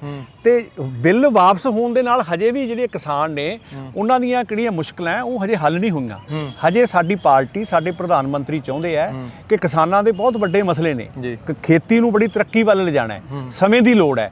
ਹਜੇ ਕਿਸਾਨਾਂ ਦੇ ਕਰਜ਼ੇ ਦੀ ਗੱਲ ਹੈ, ਹਜੇ ਕਿਸਾਨਾਂ ਦੀ ਜਿਹੜੀ ਫਸਲੀ ਵਿਭਿੰਨਤਾ ਲਿਆਉਣੀ ਹੈ, ਕਿਉਂਕਿ ਅੱਜ ਜਿਹੜਾ ਕਿਸਾਨ ਹੈ ਉਹ ਦੋ ਫਸਲਾਂ ਵੱਲ ਹੀ ਆਕਰਸ਼ਿਤ ਹੈ। ਜਿਵੇਂ ਪੰਜਾਬ ਦੇ ਵਿੱਚ ਅਸੀਂ ਕਹਿ ਲਈਏ ਝੋਨਾ ਹੈ, ਕਣਕ ਹੈ, ਸਾਡਾ ਪਾਣੀ ਵੀ ਥੱਲੇ ਜਾ ਰਿਹਾ ਹੈ। ਸੋ ਸਾਡੀ ਜਿਹੜੀ ਸਰਕਾਰ ਹੈ ਉਹ ਕਿਸਾਨ ਦੇ ਹਿੱਤ ਵਿੱਚ ਹੈ, ਕਿਸਾਨ ਦਾ ਭਲਾ ਚਾਹੁੰਦੀ ਹੈ। ਤੁਸੀਂ ਵੇਖੋਗੇ ਕਿ ਆਉਣ ਵਾਲੇ ਸਮੇਂ ਦੇ ਵਿੱਚ ਅਸੀਂ ਕਿਸਾਨਾਂ ਲਈ ਬਹੁਤ ਵੱਡੇ ਜਿਹੜੇ ਕਦਮ ਹੈ ਚੁੱਕਣ ਜਾ ਰਹੇ ਹਾਂ, ਤਾਂ ਕਿ ਕਿਸਾਨ ਦੀ ਤਰੱਕੀ ਹੋਵੇ। ਜੇ ਕਿਸਾਨ ਖੁਸ਼ਹਾਲ ਹੈ ਤਾਂ ਦੇਸ਼ ਖੁਸ਼ਹਾਲ ਹੈ। ਭਾਜਪਾ ਤੇ ਗੱਲ ਜਦੋਂ ਬੀਜੇਪੀ ਦੀ ਆਉਂਦਾ ਤਾਂ ਆਖ ਦਿੰਦੇ ਆ ਕਿ ਬੀਜੇਪੀ ਜਿਹੜੀ ਹੈਗੀ ਆ ਉਹ ਪੂਰੇ ਦੇਸ਼ ਦੇ ਵਿੱਚ ਹਿੰਦੂ ਰਾਸ਼ਟਰ ਚਾਹੁੰਦੀ ਆ। ਆਖਤਾ ਇਹ ਵੀ ਦਿੰਦੇ ਆ ਕਿ ਬੀਜੇਪੀ ਜਿਹੜੀ ਆ ਉਹ ਸਿੱਖਾਂ ਨੂੰ ਕਦੇ ਬਰਦਾਸ਼ਤ ਹੀ ਨਹੀਂ ਕਰਦੀ। ਦੇਖੋ ਇਹ ਜਿਹੜੀ ਗੱਲ ਹੈ ਇਹ ਗਲਤ ਫੈਲਾਈ ਗਈ ਹੈ। ਬੀਜੇਪੀ ਸਾਰੇ ਵਰਗਾਂ ਦੀ ਪਾਰਟੀ ਹੈ। ਬੀਜੇਪੀ 'ਚ ਕਿਸਾਨ ਵੀ ਨੇ, ਬੀਜੇਪੀ 'ਚ ਐਸਸੀ ਵਰਗ ਵੀ ਹੈ, ਬੀਜੇਪੀ 'ਚ BC ਵਰਗ ਵੀ ਹੈ, ਨੌਜਵਾਨ ਵੀ ਹੈ, ਵਪਾਰੀ ਹੈ। ਸਾਰੇ ਵਰਗਾਂ ਦੀ ਜਿਹੜੀ ਪਾਰਟੀ ਹੈ ਭਾਰਤੀ ਜਨਤਾ ਪਾਰਟੀ ਹੈ। ਔਰ ਜਿਹੜੀ ਗੱਲ ਸਿੱਖਾਂ ਦੇ ਖਿਲਾਫ ਕਰਨ ਦੀ ਕਹੀ ਹੈ, ਮੈਂ ਕਹਿਣਾ ਕਿ ਜਿਹੜੀ ਕਾਂਗਰਸ ਹੈ ਉਹਨੇ ਚਾਹੇ 84 ਦੇ ਦੰਗੇ ਹੋਣ, ਚਾਹੇ ਹਰਮੰਦਰ ਸਾਹਿਬ ਤੇ ਅਟੈਕ ਦੀ ਗੱਲ ਹੋਵੇ, ਉਹਨੇ ਤਾਂ ਸਿੱਖਾਂ ਦਾ ਘਾਣ ਕੀਤਾ। ਔਰ ਮੈਨੂੰ ਇੱਕ ਵੀ ਗੱਲ ਗਿਣਾ ਦਿਓ ਕਿ ਦੇਸ਼ ਦੇ ਪ੍ਰਧਾਨ ਮੰਤਰੀ ਜਾਂ ਬੀਜੇਪੀ ਦੀ ਸਰਕਾਰ ਨੇ ਕੋਈ ਸਿੱਖਾਂ ਦੇ ਖਿਲਾਫ ਕੰਮ ਕੀਤਾ ਹੋਵੇ। 84 ਦੇ ਦੰਗਿਆਂ ਦੀਆਂ ਜਿਹੜੀਆਂ ਫੈਲਾਂ ਇਹਨਾਂ ਨੇ ਪਰੇ ਸਿੱਟਦੀਆਂ ਸੀਗੀਆਂ, ਰੇਤਾ ਫੱਕ ਰਹੀਆਂ ਸੀ, ਮੋਦੀ ਸਾਹਿਬ ਨੇ ਆਉਣ ਸਾਰ ਉਹ ਖਿਲਾ ਕੇ ਸਿੱਟਾਂ ਬਣਾਈਆਂ। ਔਰ ਅੱਜ 84 ਦੇ ਜਿਹੜੇ ਦੋਸ਼ੀ ਹੈ ਹਜੇ ਸਾਰੇ ਪੂਰੇ ਨਹੀਂ ਹੋਏ, ਲੇਕਿਨ ਜਿਹੜੇ ਮੁੱਖ ਦੋਸ਼ੀ ਸੀ ਉਹ ਜੇਲ੍ਹ ਦੀਆਂ ਸਲਾਖਾਂ ਦੇ ਪਿੱਛੇ ਨੇ। ਦੂਜੀ ਗੱਲ, ਕਰਤਾਰਪੁਰ ਕੋਰੀਡੋਰ ਦਾ ਲਾਂਘਾ ਖਿਲਾਇਆ, ਇਹ ਵੀ ਸਾਡੀ NDA ਸਰਕਾਰ ਦਾ ਕੰਮ ਹੈ। ਸਿੱਖਾਂ ਦੇ ਜਿਹੜੀ ਬਲੈਕ ਸੂਚੀ ਸੀਗੀ, ਜਿਹਦੇ ਮਾੜੇ ਦਿਨਾਂ ਦੇ ਦੌਰਾਨ ਸਾਡੇ ਕਈ ਭਰਾ 40-40 ਸਾਲਾਂ ਤੋਂ ਪਾਸਪੋਰਟ ਕਾਂਗਰਸ ਨੇ ਰੱਦ ਕਰਤੇ ਸੀ। ਉਹ ਵਿਦੇਸ਼ਾਂ 'ਚ ਬੈਠੇ ਸੀ, ਆਪਦੇ ਦੇਸ਼ ਆ ਕੇ ਆਪਣੇ ਪਰਿਵਾਰ ਨੂੰ ਮਿਲ ਨਹੀਂ ਸਕਦੇ ਸੀ। ਉਹ ਸੂਚੀ ਸਾਰੀ ਖਤਮ ਕੀਤੀ ਹੈ। ਗੁਰੂ ਨਾਨਕ ਦੇਵ ਜੀ ਦਾ ਸੁਲਤਾਨਪੁਰ ਲੋਧੀ ਅਸੀਂ ਪ੍ਰਕਾਸ਼ ਉਤਸਵ ਮਨਾਇਆ, ਉਹਦੇ ਵਾਸਤੇ ਗ੍ਰਾਂਟ ਵੀ ਦਿੱਤੀ ਔਰ ਪ੍ਰਧਾਨ ਮੰਤਰੀ ਜੀ ਆਪ ਆਏ। ਔਰ ਉਸ ਤੋਂ ਇਲਾਵਾ ਅੱਜ ਸ਼੍ਰੀ ਗੁਰੂ ਤੇਗ ਬਹਾਦਰ ਜੀ ਦਾ ਅਸੀਂ ਜਿਹੜਾ ਹੈਗਾ ਗੁਰਪੁਰਬ ਮਨਾ ਰਹੇ ਹਾਂ 400 ਸਾਲਾ, ਉਹਦੇ ਲਈ ਸਾਰੇ ਦੇਸ਼ 'ਚ ਅਸੀਂ ਸਮਾਗਮ ਵੀ ਕਰਾ ਰਹੇ ਹਾਂ। ਅਸੀਂ ਆਪਣੇ ਮੰਡਲ ਲੈਵਲ ਤੇ ਸੁਖਮਨੀ ਸਾਹਿਬ ਦੇ ਪਾਠ ਵੀ ਕਰਾ ਰਹੇ ਹਾਂ, ਮੈਡੀਕਲ ਕੈਂਪ ਵੀ ਲਾ ਰਹੇ ਹਾਂ। ਸੋ ਇਹ ਇੱਕ ਗਲਤ ਭਰਮ ਫੈਲਾਤਾ। ਮੈਂ ਕਹਿਣਾ ਕਿ 70 ਸਾਲਾਂ ਦੇ ਵਿੱਚ ਸਿੱਖਾਂ ਦੇ ਮਸਲੇ ਜਿਹੜੀ ਕਾਂਗਰਸ ਨਹੀਂ ਹੱਲ ਕਰ ਸਕੀ, ਜਿਹੜੀ ਹੈ ਹੀ ਸਿੱਖ ਵਿਰੋਧੀ, ਔਰ ਸਾਡੇ ਦੇਸ਼ ਦੇ ਪ੍ਰਧਾਨ ਮੰਤਰੀ ਨਰਿੰਦਰ ਮੋਦੀ ਜੀ ਹਮੇਸ਼ਾ ਕੋਈ ਗੁਰਪੁਰਬ ਹੋਵੇ ਉਹ ਗੁਰਦੁਆਰਾ ਸਾਹਿਬ ਵਿੱਚ ਆ ਕੇ ਨਤਮਸਤਕ ਹੁੰਦੇ। ਇਹ ਗੱਲ ਮੰਨ ਲਈ ਤਾਂ ਫਿਰ ਇੱਕ ਚੀਜ਼ ਹੋਰ ਮੈਨੂੰ ਜ਼ਰੂਰ ਦੱਸ ਦਿਓ ਕਿ ਕੇਂਦਰ ਨੇ ਹੁਣ ਤੱਕ ਜਿਹੜੀ ਸਟੇਟ ਦੇ ਵਿੱਚ, ਪੰਜਾਬ ਦੇ ਵਿੱਚ ਚੱਲ ਰਿਹਾ ਬਾਈਬਲ ਕਲਾਂ ਦਾ ਆਪਾਂ ਗੱਲ ਕਰ ਲਈਏ, ਆਪਾਂ ਬੇਅਦਬੀ ਦੀ ਗੱਲ ਕਰ ਲਈਏ, ਹੁਣ ਵੀ ਦਿਨ ਬ ਦਿਨ ਹੋ ਰਹੀ ਆ, ਕਿੰਨੀ ਕੁ ਇਨਵੋਲਵਮੈਂਟ ਕੀਤੀ ਆ ਹੁਣ ਤੱਕ ਸਟੇਟ ਨੂੰ? ਕੀ ਕੁਝ ਕਿਹਾ, ਕੀ ਕਰਨ ਦੇ ਲਈ ਕਿਹਾ ਹੁਣ ਤੱਕ ਬੀਜੇਪੀ ਦੀ ਜੇਕਰ ਗੱਲ ਕਰਾਂ ਤਾਂ? ਦੇਖੋ, ਜਦੋਂ ਅਸੀਂ ਪੰਜਾਬ ਦੇ ਵਿੱਚ ਬੇਅਦਬੀ ਦੀ ਘਟਨਾ ਹੋਈ ਹੈ, ਸ਼੍ਰੀ ਗੁਰੂ ਗ੍ਰੰਥ ਸਾਹਿਬ ਜੀ ਨੂੰ ਅਸੀਂ ਮੰਨਦੇ ਹਾਂ, ਸਾਡੇ ਗੁਰੂ ਨੇ, ਉਹ ਸਾਡੀ ਆਸਥਾ ਜੁੜੀ ਹੋਈ ਹੈ। ਉਸ ਸਮੇਂ ਵੀ ਬੀਜੇਪੀ ਨੇ ਇਹ ਕਿਹਾ ਸੀ ਕਿ ਜਿਹੜੇ ਅਸਲ ਦੋਸ਼ੀ ਨੇ ਸਰਕਾਰ ਵਿੱਚ ਹੁੰਦਿਆਂ ਹੋਇਆਂ ਵੀ, ਉਹਨਾਂ ਦੋਸ਼ੀਆਂ ਨੂੰ ਫੜਿਆ ਜਾਵੇ, ਉਹਨਾਂ ਦੋਸ਼ੀਆਂ ਨੂੰ ਫੜ ਕੇ ਸਲਾਖਾਂ ਦੇ ਅੰਦਰ ਕਰ ਦਿੱਤਾ ਜਾਵੇ। ਲੇਕਿਨ ਚਲੋ ਬਦਕਿਸਮਤੀ ਰਹੀ ਕਿ 2017 ਦੇ ਵਿੱਚ ਲੋਕਾਂ ਨੇ ਸਾਨੂੰ ਫਤਵਾ ਨਹੀਂ ਦਿੱਤਾ, ਠੀਕ ਹੈ। ਤੇ ਉਸ ਤੋਂ ਬਾਅਦ ਜਿਹੜੀ ਕਾਂਗਰਸ ਇਹਨਾਂ ਮੁੱਦਿਆਂ ਨੂੰ ਲੈ ਕੇ ਝੂਠੀਆਂ ਸੌਹਾਂ ਪਾ ਕੇ ਗੁਰੂ ਆਪਣਾ ਗੁਟਕਾ ਸਾਹਿਬ ਪਵਿੱਤਰ ਜਿਹਨੂੰ ਅਸੀਂ ਮੰਨਦੇ ਹਾਂ, ਹੱਥ ਵਿੱਚ ਫੜ ਕੇ ਉਹਨਾਂ ਨੇ ਸਹੁੰ ਖਾਧੀ ਤੇ ਉਹਨਾਂ ਦੀ ਸਹੁੰ ਪੂਰੀ ਨਹੀਂ ਹੋਈ, ਇਦੋਂ ਵੱਡੀ ਬੇਅਦਬੀ ਕੀ ਹੋ ਸਕਦੀ ਹੈ। ਮੇਰਾ ਕਹਿਣਾ ਇਹ ਹੈ ਕਿ ਕਾਂਗਰਸ ਨੇ ਇਹਦੇ ਉੱਪਰ ਪੂਰੀ ਰਾਜਨੀਤੀ ਕੀਤੀ ਹੈ। ਤੁਸੀਂ ਅੱਜ ਵੀ ਦੇਖ ਲਓ, ਅੱਜ ਜਿਹੜੀਆਂ ਸਿੱਟਾਂ ਮਰ ਰਹੀਆਂ ਉਹਨਾਂ ਸਿੱਟਾਂ ਦੇ ਵਿੱਚ ਮੈਂ ਸਮਝਦਾ ਕਿ ਬਾਰ-ਬਾਰ ਸਿੱਟਾਂ ਦੇ ਮੁਖੀ ਬਦਲ ਕੇ ਸਿਰਫ ਕਾਗਜ਼ ਕਾਲੇ ਕਰਨ ਦੀ ਗੱਲ ਕੀਤੀ ਜਾ ਰਹੀ ਹੈ। ਇਨਸਾਫ ਤਾਂ ਨਹੀਂ ਨਾ ਮਿਲਿਆ। ਜਿਹੜੇ ਅੱਜ ਆਪਣੇ ਜਿਨ੍ਹਾਂ ਲੋਕਾਂ ਦੀ ਆਸਥਾ ਹੈ ਗੁਰੂ ਗ੍ਰੰਥ ਸਾਹਿਬ ਦੇ ਵਿੱਚ, ਮੈਂ ਕਹਿਣਾ ਕਿ ਹਿੰਦੂ ਵੀ ਹੈ ਜਿਹੜਾ, ਉਹ ਵੀ ਗੁਰੂ ਗ੍ਰੰਥ ਸਾਹਿਬ ਨੂੰ ਨਤਮਸਤਕ ਹੁੰਦਾ ਹੈ, ਤੇ ਉਹਨਾਂ ਲੋਕਾਂ ਦੀ ਆਸਥਾ ਨੂੰ ਇਹਨਾਂ ਨੇ ਠੇਸ ਪਹੁੰਚਾਈ ਹੈ, ਕੇਵਲ ਤੇ ਕੇਵਲ ਰਾਜਨੀਤੀ ਕੀਤੀ ਹੈ। ਦੂਜੀ ਗੱਲ ਨਸ਼ਿਆਂ ਦੇ ਮੁੱਦੇ ਤੇ ਲੈ ਲਓ, ਇਹ ਕਹਿੰਦੇ ਆਪਾਂ ਇੱਕ ਵਾਰੀ ਇਹਦੇ ਤੇ ਕਲੀਅਰ ਕਰੀਏ, ਪਰ ਜੇਕਰ ਕੇਂਦਰ ਫਰਮਾਨ ਦੇਵੇ ਕਿਵੇਂ ਹੋ ਸਕਦਾ ਸੋਢੀ ਸਾਹਿਬ ਕਿ ਜਿਹੜੀ ਸਟੇਟ ਆ ਕੋਈ ਕੰਮ ਨਾ ਕਰੇ? ਜੇਕਰ ਕੇਂਦਰ ਫਰਮਾਨ ਦੇ ਕੇ ਭਾਈ ਇੰਨੇ ਦਿਨ ਦੇ ਵਿੱਚ ਇਹ ਤੁਹਾਡਾ ਮੁੱਦਾ ਜਿਹੜਾ ਆ ਹੱਲ ਹੋਣਾ ਚਾਹੀਦਾ, ਜਾਂ ਫਿਰ ਇਹ ਚੀਜ਼ ਆ ਕਿ ਪਾਰਟੀਆਂ ਜਿਹੜੀਆਂ ਨੇ 17 ਦੇ ਵਿੱਚ, 22 ਦੇ ਵਿੱਚ, 27 ਦੇ ਵਿੱਚ, 24 ਦੇ ਵਿੱਚ ਕੋਈ ਨਾ ਕੋਈ ਮੁੱਦਾ ਭਾਲਦੀਆਂ ਨੇ, ਕਿਉਂਕਿ ਜੇਕਰ ਇਹ ਮੁੱਦੇ ਦਾ ਹੱਲ ਹੋ ਗਿਆ ਤਾਂ ਅਸੀਂ ਚੋਣਾਂ ਕਿਸ ਤੇ ਲੜਾਂਗੇ, ਵੋਟਾਂ ਕਿੱਥੋਂ ਮਿਲਣਗੀਆਂ? ਦੇਖੋ, ਮੇਰਾ ਕਹਿਣਾ ਇਹ ਹੈ ਕਿ ਜਿਹੜਾ ਇਹ ਹੈਗਾ ਮੁੱਦਾ, ਇਹ ਸਟੇਟ ਦਾ ਮੁੱਦਾ ਹੈ। ਸਟੇਟ ਦੇ ਹੋਮ ਮਿਨਿਸਟਰ ਨੇ, ਸਟੇਟ ਦੀ ਪੁਲਿਸ ਹੈ, ਸਟੇਟ ਹੀ ਸਿੱਟਾਂ ਬਣਾਉਂਦੀ ਹੈ। ਸਟੇਟ ਦੇਸ਼ ਦੇ ਅੰਡਰ ਹੀ ਹੈ ਜੀ, ਦੇਸ਼ ਦੇ ਅੰਡਰ ਹੀ ਹੈ। ਪ੍ਰਧਾਨ ਮੰਤਰੀ ਨਰਿੰਦਰ ਮੋਦੀ ਸਾਡੇ ਦੇਸ਼ ਦੇ ਪ੍ਰਧਾਨ ਮੰਤਰੀ। ਅਸੀਂ ਤਾਂ ਇਹ ਗੱਲ ਚਾਹੁੰਦੇ ਆ ਕਿ ਉਹਦੀ ਸਹੀ ਜਾਂਚ ਹੋਵੇ, ਉਹਦੇ ਸਹੀ ਦੋਸ਼ੀਆਂ ਨੂੰ ਸਜ਼ਾ ਮਿਲੇ। ਲੇਕਿਨ ਜਿਹੜੀ ਨਲਾਇਕੀ ਆਪਾਂ ਕਹਿ ਸਕਦੇ ਕਿ ਇੱਥੋਂ ਦੀ ਸਰਕਾਰ ਦੀ ਹੈ, ਜਾਂ ਮੈਂ ਇਹ ਸਮਝੂਗਾ ਕਿ ਇੱਥੋਂ ਦੀ ਨਲਾਇਕੀ ਜਿਹੜੀ ਪੁਲਿਸ ਦੀ ਹੈ ਕਿ ਉਹ ਜਿਹੜਾ ਹੈਗਾ ਮੰਤਰੀਆਂ ਦੇ ਜਾਂ ਮੁੱਖ ਮੰਤਰੀ ਦੇ ਦਬਾਅ ਹੇਠ ਕੰਮ ਕਰ ਰਹੀ ਹੈ, ਉਹਨਾਂ ਨੂੰ ਸੁਤੰਤਰ ਹੋ ਕੇ ਇਹਦੀ ਜਾਂਚ ਕਰਨੀ ਚਾਹੀਦੀ ਸੀ। ਇਹ ਬਹੁਤ ਵੱਡਾ ਮੁੱਦਾ, ਸੰਵੇਦਨਸ਼ੀਲ ਮੁੱਦਾ ਹੈ। ਮੈਂ ਗੱਲ ਨਾਲ ਨਸ਼ਿਆਂ ਦੀ ਵੀ ਇਸ ਕਰਕੇ ਕੀਤੀ ਸੀ ਕਿ ਜਿਹੜਾ ਪੰਜਾਬ ਹੱਸਦਾ ਵਸਦਾ ਰਸਦਾ ਸੀਗਾ, ਔਰ ਇਹਨਾਂ ਨੇ ਕੇਵਲ 3 ਮੁੱਦਿਆਂ ਤੇ ਸਰਕਾਰ ਲੈ ਕੇ ਆਏ। ਇਹਨਾਂ ਨੇ ਕਿਹਾ ਜੀ ਇੱਥੇ ਮਾਫੀਆ ਰਾਜ ਖਤਮ ਕਰਾਂਗੇ, ਨਸ਼ੇ ਖਤਮ ਕਰਾਂਗੇ, ਗੁਰੂ ਗ੍ਰੰਥ ਸਾਹਿਬ ਦੀ ਬੇਅਦਬੀ ਦੇ ਮੁੱਦੇ ਤੇ ਅਸੀਂ ਜਿਹੜੇ ਦੋਸ਼ੀ ਆ ਉਹਨਾਂ ਨੂੰ ਸਜ਼ਾਵਾਂ ਦੇਵਾਂਗੇ। ਲੇਕਿਨ ਮੈਨੂੰ ਤੁਸੀਂ ਦੱਸ ਦਿਓ ਤਿੰਨਾਂ ਚੋਂ ਕਿਹੜੀ ਗੱਲ ਸਾਬਤ ਹੋਈ ਹੈ? ਔਰ ਅੱਜ ਨਸ਼ਿਆਂ ਦੇ ਮੁੱਦੇ ਦੇ ਉੱਪਰ ਇਹਨਾਂ ਦੀਆਂ ਜਿਹੜੀਆਂ ਸਿੱਟਾਂ ਨੇ, 3-3 ਮਹੀਨਿਆਂ ਦੇ ਵਿੱਚ 3-3 ਇਹਨਾਂ ਨੇ ਮੁਖੀ ਬਦਲਾਤੇ। ਇਹ ਕਹਿੰਦੇ ਸੀ ਵੱਡੇ ਵੱਡੇ ਮਗਰਮੱਛ ਵੀ ਅਸੀਂ ਉਹ ਫੜ ਕੇ ਜੇਲ੍ਹਾਂ ਦੇ ਅੰਦਰ ਕਰਾਂਗੇ। ਉਹ ਗੱਲ ਅਸੀਂ 17 ਤੋਂ ਸੁਣਦੇ ਆਉਣੇ ਆ, 2022 ਆ ਗਿਆ, ਕਿਹੜੇ ਵੱਡੇ ਮਗਰਮੱਛ ਨੇ? ਤੁਸੀਂ ਇੱਕ ਗੱਲ ਦੇਖੋ, ਇਹਨਾਂ ਨੂੰ ਕੋਰਟ ਨੇ ਝਾੜ ਪਾਈ ਜੀ। ਜੇ ਇਹ ਸਰਕਾਰ ਦੀ, ਮੈਂ ਕਹਿੰਦਾ ਕਿ ਇਹ ਪੰਜਾਬ ਸਰਕਾਰ ਦੀ ਇੱਛਾ ਸ਼ਕਤੀ ਦੀ ਕਮੀ ਹੈ। ਕੋਰਟ ਨੇ ਕਿਹਾ ਕਿ ਇੱਕ ਬੰਦਾ ਜਿਹੜਾ ਖਾਣ ਵਾਲਾ ਹੈ, ਇੱਕ ਚਮਚਾ ਖਾ ਕੇ ਕੋਈ ਕੰਮ ਕਰਦਾ ਹੈ, ਤੁਸੀਂ ਉਹਨਾਂ ਨੂੰ ਫੜ ਕੇ ਬਲੈਕੀਏ ਬਣਾ ਦਿੰਦੇ ਹੋ, ਲੇਕਿਨ ਤੁਹਾਡੇ ਵੱਡੇ ਮਗਰਮੱਛ ਕਿੱਥੇ ਹੈ? ਇਸ ਗੱਲ ਤੇ ਝਾੜ ਪਈ। ਦੂਜੀ ਨਲਾਇਕੀ, ਜਦੋਂ ਇਹਨਾਂ ਨੇ ਸਿੱਟ ਨੇ ਰਿਪੋਰਟ ਪੇਸ਼ ਕੀਤੀ ਕੋਰਟ ਦੇ ਵਿੱਚ, ਉਹਨਾਂ ਨੇ ਕਿਹਾ ਕਿ ਇਹਦੇ ਵਿੱਚ ਨਿਰੀ ਸਿਆਸਤ ਹੈ। ਤੀਜੀ ਹੁਣ ਬੱਸਾਂ ਦੇ ਮਾਮਲੇ ਦੇ ਉੱਪਰ ਜਿਹੜੀ ਗੱਲ ਹੋਈ ਹੈ, ਸੁਪਰੀਮ ਕੋਰਟ ਨੇ ਝਾੜ ਪਾਈ ਹੈ। ਤੇ ਨਸ਼ਿਆਂ ਦੀ ਜਿਹੜੀ ਰਿਪੋਰਟ ਖੋਲ੍ਹਣ ਦੀ ਗੱਲ ਸੀ ਸੀਲਬੰਦ, ਉਹਦੇ ਤਾਂ ਅਦਾਲਤ ਨੇ ਕਹਿ ਦਿੱਤਾ ਕਿ ਅਸੀਂ ਤੁਹਾਨੂੰ ਕਦੋਂ ਰੋਕਿਆ, ਨਸ਼ਿਆਂ ਦੀ ਜਿਹੜੀ ਸੀਲਬੰਦ ਰਿਪੋਰਟ ਆ ਉਹਨੂੰ ਖੋਲ੍ਹੋ। ਤਾਂ ਮੇਰਾ ਕਹਿਣਾ ਇਹ ਹੈ ਕਿ ਇਹ ਜਿਹੜਾ ਮੁੱਦਾ ਹੈ, ਇਹਨਾਂ ਨੇ ਪੰਜਾਬ ਨੂੰ ਖੋਖਲਾ ਕਰ ਦਿੱਤਾ ਹੈ। ਅੱਜ ਜਿਹੜਾ ਪੰਜਾਬ ਹੈ ਉਹ ਬਿਲਕੁਲ ਥੱਲਿਓਂ ਦੂਜੇ ਨੰਬਰ ਤੇ ਆ ਰਿਹਾ ਹੈ, ਤੇ ਪੰਜਾਬ ਦੇ ਵਿੱਚ ਜਿਹੜੇ ਲੋਕਾਂ ਨਾਲ ਇਹਨਾਂ ਨੇ ਵਾਅਦੇ ਕੀਤੇ ਸੀ ਉਹ ਪੂਰੇ ਨਹੀਂ ਕੀਤੇ। ਅੱਜ ਆਈ ਨਹੀਂ ਪਤਾ ਲੱਗਦਾ ਮੁੱਖ ਮੰਤਰੀ ਕੌਣ ਹੈ। ਤੁਸੀਂ ਦੇਖੋ, ਐਡੀ ਨਿਕੰਮੀ ਸਰਕਾਰ ਹੈ, ਜਿਹੜੀ ਸਰਕਾਰ 3 ਮਹੀਨਿਆਂ 'ਚ ਹਜੇ ਪੱਕਾ DGP ਨਹੀਂ ਲਾ ਸਕੀ। ਔਰ ਪਹਿਲੀ ਵਾਰ ਹੋਇਆ ਕਿ 7 ਦਿਨ ਬਿਨਾਂ ਕਿਸੇ AG ਤੋਂ ਜਿਹੜੀ ਹੈ ਸਰਕਾਰ ਇਹ ਚੱਲੀ ਹੈ। ਤੇ ਫਿਰ ਇਹਨਾਂ ਨੂੰ ਆਪਾਂ ਕਿਵੇਂ ਕਹਾਂਗੇ? ਮੈਂ ਤਾਂ ਕਹਿਣਾ ਕਿ ਇਹਨਾਂ ਨੇ ਝੂਠ ਮਾਰ ਕੇ, ਠੱਗੀ ਮਾਰ ਕੇ ਲੋਕਾਂ ਨਾਲ ਸਰਕਾਰ ਬਣਾ ਲਈ ਸੀ, ਪਰ ਲੋਕ ਹੁਣ ਇਹਨਾਂ ਨੂੰ ਮਾਫ ਨਹੀਂ ਕਰਨਗੇ। ਇੱਕ ਚੀਜ਼ ਹੋਰ ਦੱਸਿਓ, ਜਦੋਂ ਨਸ਼ੇ ਦੇ ਮੁੱਦੇ ਦੀ ਗੱਲ ਆਉਂਦੀ ਹੈ, ਨਸ਼ੇ ਦੇ ਮੁੱਦਾ ਜਿਹੜਾ ਹੈ ਪੰਜਾਬ ਦੇ ਵਿੱਚ ਬਹੁਤ ਚਰਚਿਤ ਹੁੰਦਾ, ਚਾਹੇ ਉਹ ਬੇਅਦਬੀ ਦੀ ਗੱਲ ਹੋਵੇ 2015 ਦੀ, ਪਰ ਉਦੋਂ ਤਾਂ ਫਿਰ ਤੁਹਾਡਾ ਅਲਾਈਅੰਸ ਜਿਹੜਾ ਹੈਗਾ ਸੋਢੀ ਸਾਹਿਬ ਜਿਹੜਾ ਹੈਗਾ ਸ਼੍ਰੋਮਣੀ ਅਕਾਲੀ ਦਲ ਦੇ ਨਾਲ ਸੀਗਾ। ਜੇਕਰ ਇਸ ਮੁੱਦੇ ਤੇ ਕੋਈ ਨਾ ਕੋਈ ਮਸਲਾ ਹੱਲ ਕਰਨਾ ਸੀ ਤਾਂ ਉਦੋਂ ਵੀ ਸਮਾਂ ਤਾਂ ਤੁਹਾਡੇ ਕੋਲ ਹੀ ਬੜਾ ਸੀ। 2015 ਤੋਂ ਲੈ ਕੇ 2017 ਦੇ ਵਿੱਚ ਜਿਹੜੀਆਂ ਦੁਬਾਰੇ ਵੋਟਾਂ ਮੈਂ 2 ਸਾਲ ਦੇ ਵਿੱਚ ਜੇਕਰ ਕੋਈ ਚੀਜ਼ ਹੱਲ ਕਰਨੀ ਹੋਵੇ ਤਾਂ ਸਮਾਂ 2 ਤਾਂ ਦਿਨਾਂ ਦਾ ਬਹੁਤ ਹੁੰਦਾ, ਪਰ 2 ਸਾਲ ਮਿਲੇ, ਉਦੋਂ ਤੁਸੀਂ ਕੀ ਕੀਤਾ? ਦੇਖੋ, ਉਸ ਸਮੇਂ ਕੀ ਹੋਇਆ, ਉਸ ਸਮੇਂ ਸਾਡੀ ਸਰਕਾਰ ਨੇ ਇੱਕ ਸਿੱਟ ਬਣਾਈ ਖੱਟੜਾ ਸਾਹਿਬ ਦੀ ਅਗਵਾਈ ਹੇਠ, ਉਹਨਾਂ ਨੇ ਰਿਪੋਰਟ ਪੇਸ਼ ਕੀਤੀ। ਔਰ ਦੂਜੇ ਪਾਸੇ ਦੇਖੋ, ਇਹਨਾਂ ਨੇ ਮੰਗ ਕੀਤੀ ਸੀ ਕਾਂਗਰਸ ਨੇ ਵਿਧਾਨ ਸਭਾ ਦੇ ਅੰਦਰ ਕਿ ਜਿਹੜਾ ਇਹ ਕੇਸ ਹੈ CBI ਨੂੰ ਦਿੱਤਾ ਜਾਵੇ। ਔਰ ਉਸ ਤੋਂ ਬਾਅਦ ਠੀਕ ਹੈ ਕਿ ਸਮੇਂ ਮੁਤਾਬਕ ਮੈਂ ਵੀ ਮੰਨਦਾ ਕਿ ਸਾਡੀ ਸਰਕਾਰ ਤੋਂ ਕਿਤੇ ਢਿੱਲ ਰਹੀ ਹੋਊਗੀ, ਨਹੀਂ ਰਹਿਣੀ ਚਾਹੀਦੀ ਸੀ। ਲੇਕਿਨ ਜਦੋਂ 2017 ਦੇ ਵਿੱਚ ਇਹਨਾਂ ਦੀ ਸਰਕਾਰ ਬਣ ਗਈ ਸੀ, ਇਹਨਾਂ ਕੋਲੇ 5 ਸਾਲ ਦਾ ਸਮਾਂ ਸੀ, ਔਰ ਇਹ ਗੱਲ ਪਹਿਲਾਂ ਕਹਿੰਦੇ ਸੀ, ਕੈਪਟਨ ਅਮਰਿੰਦਰ ਸਿੰਘ ਨੇ ਵੀ ਇਹ ਗੱਲ ਕਹੀ, ਦੂਜੇ ਇਹਨਾਂ ਦੇ ਜਿਹੜੇ ਅੱਜ ਕੱਲ੍ਹ ਡਿਪਟੀ ਚੀਫ ਮਿਨਿਸਟਰ ਹੈ ਸੁਖੀ ਰੰਧਾਵਾ ਜੀ, ਉਹਨਾਂ ਨੇ ਵੀ ਇਹ ਗੱਲ ਕਹੀ ਕਿ ਸਾਨੂੰ ਪਤਾ ਦੋਸ਼ੀ ਕੌਣ ਹੈ, ਅਸੀਂ ਉਹਨਾਂ ਦੋਸ਼ੀਆਂ ਨੂੰ ਸਰਕਾਰ ਬਣਨ ਸਾਰ ਜੇਲ੍ਹ ਦੀਆਂ ਸਲਾਖਾਂ ਪਿੱਛੇ ਡੱਕ ਦਿਆਂਗੇ।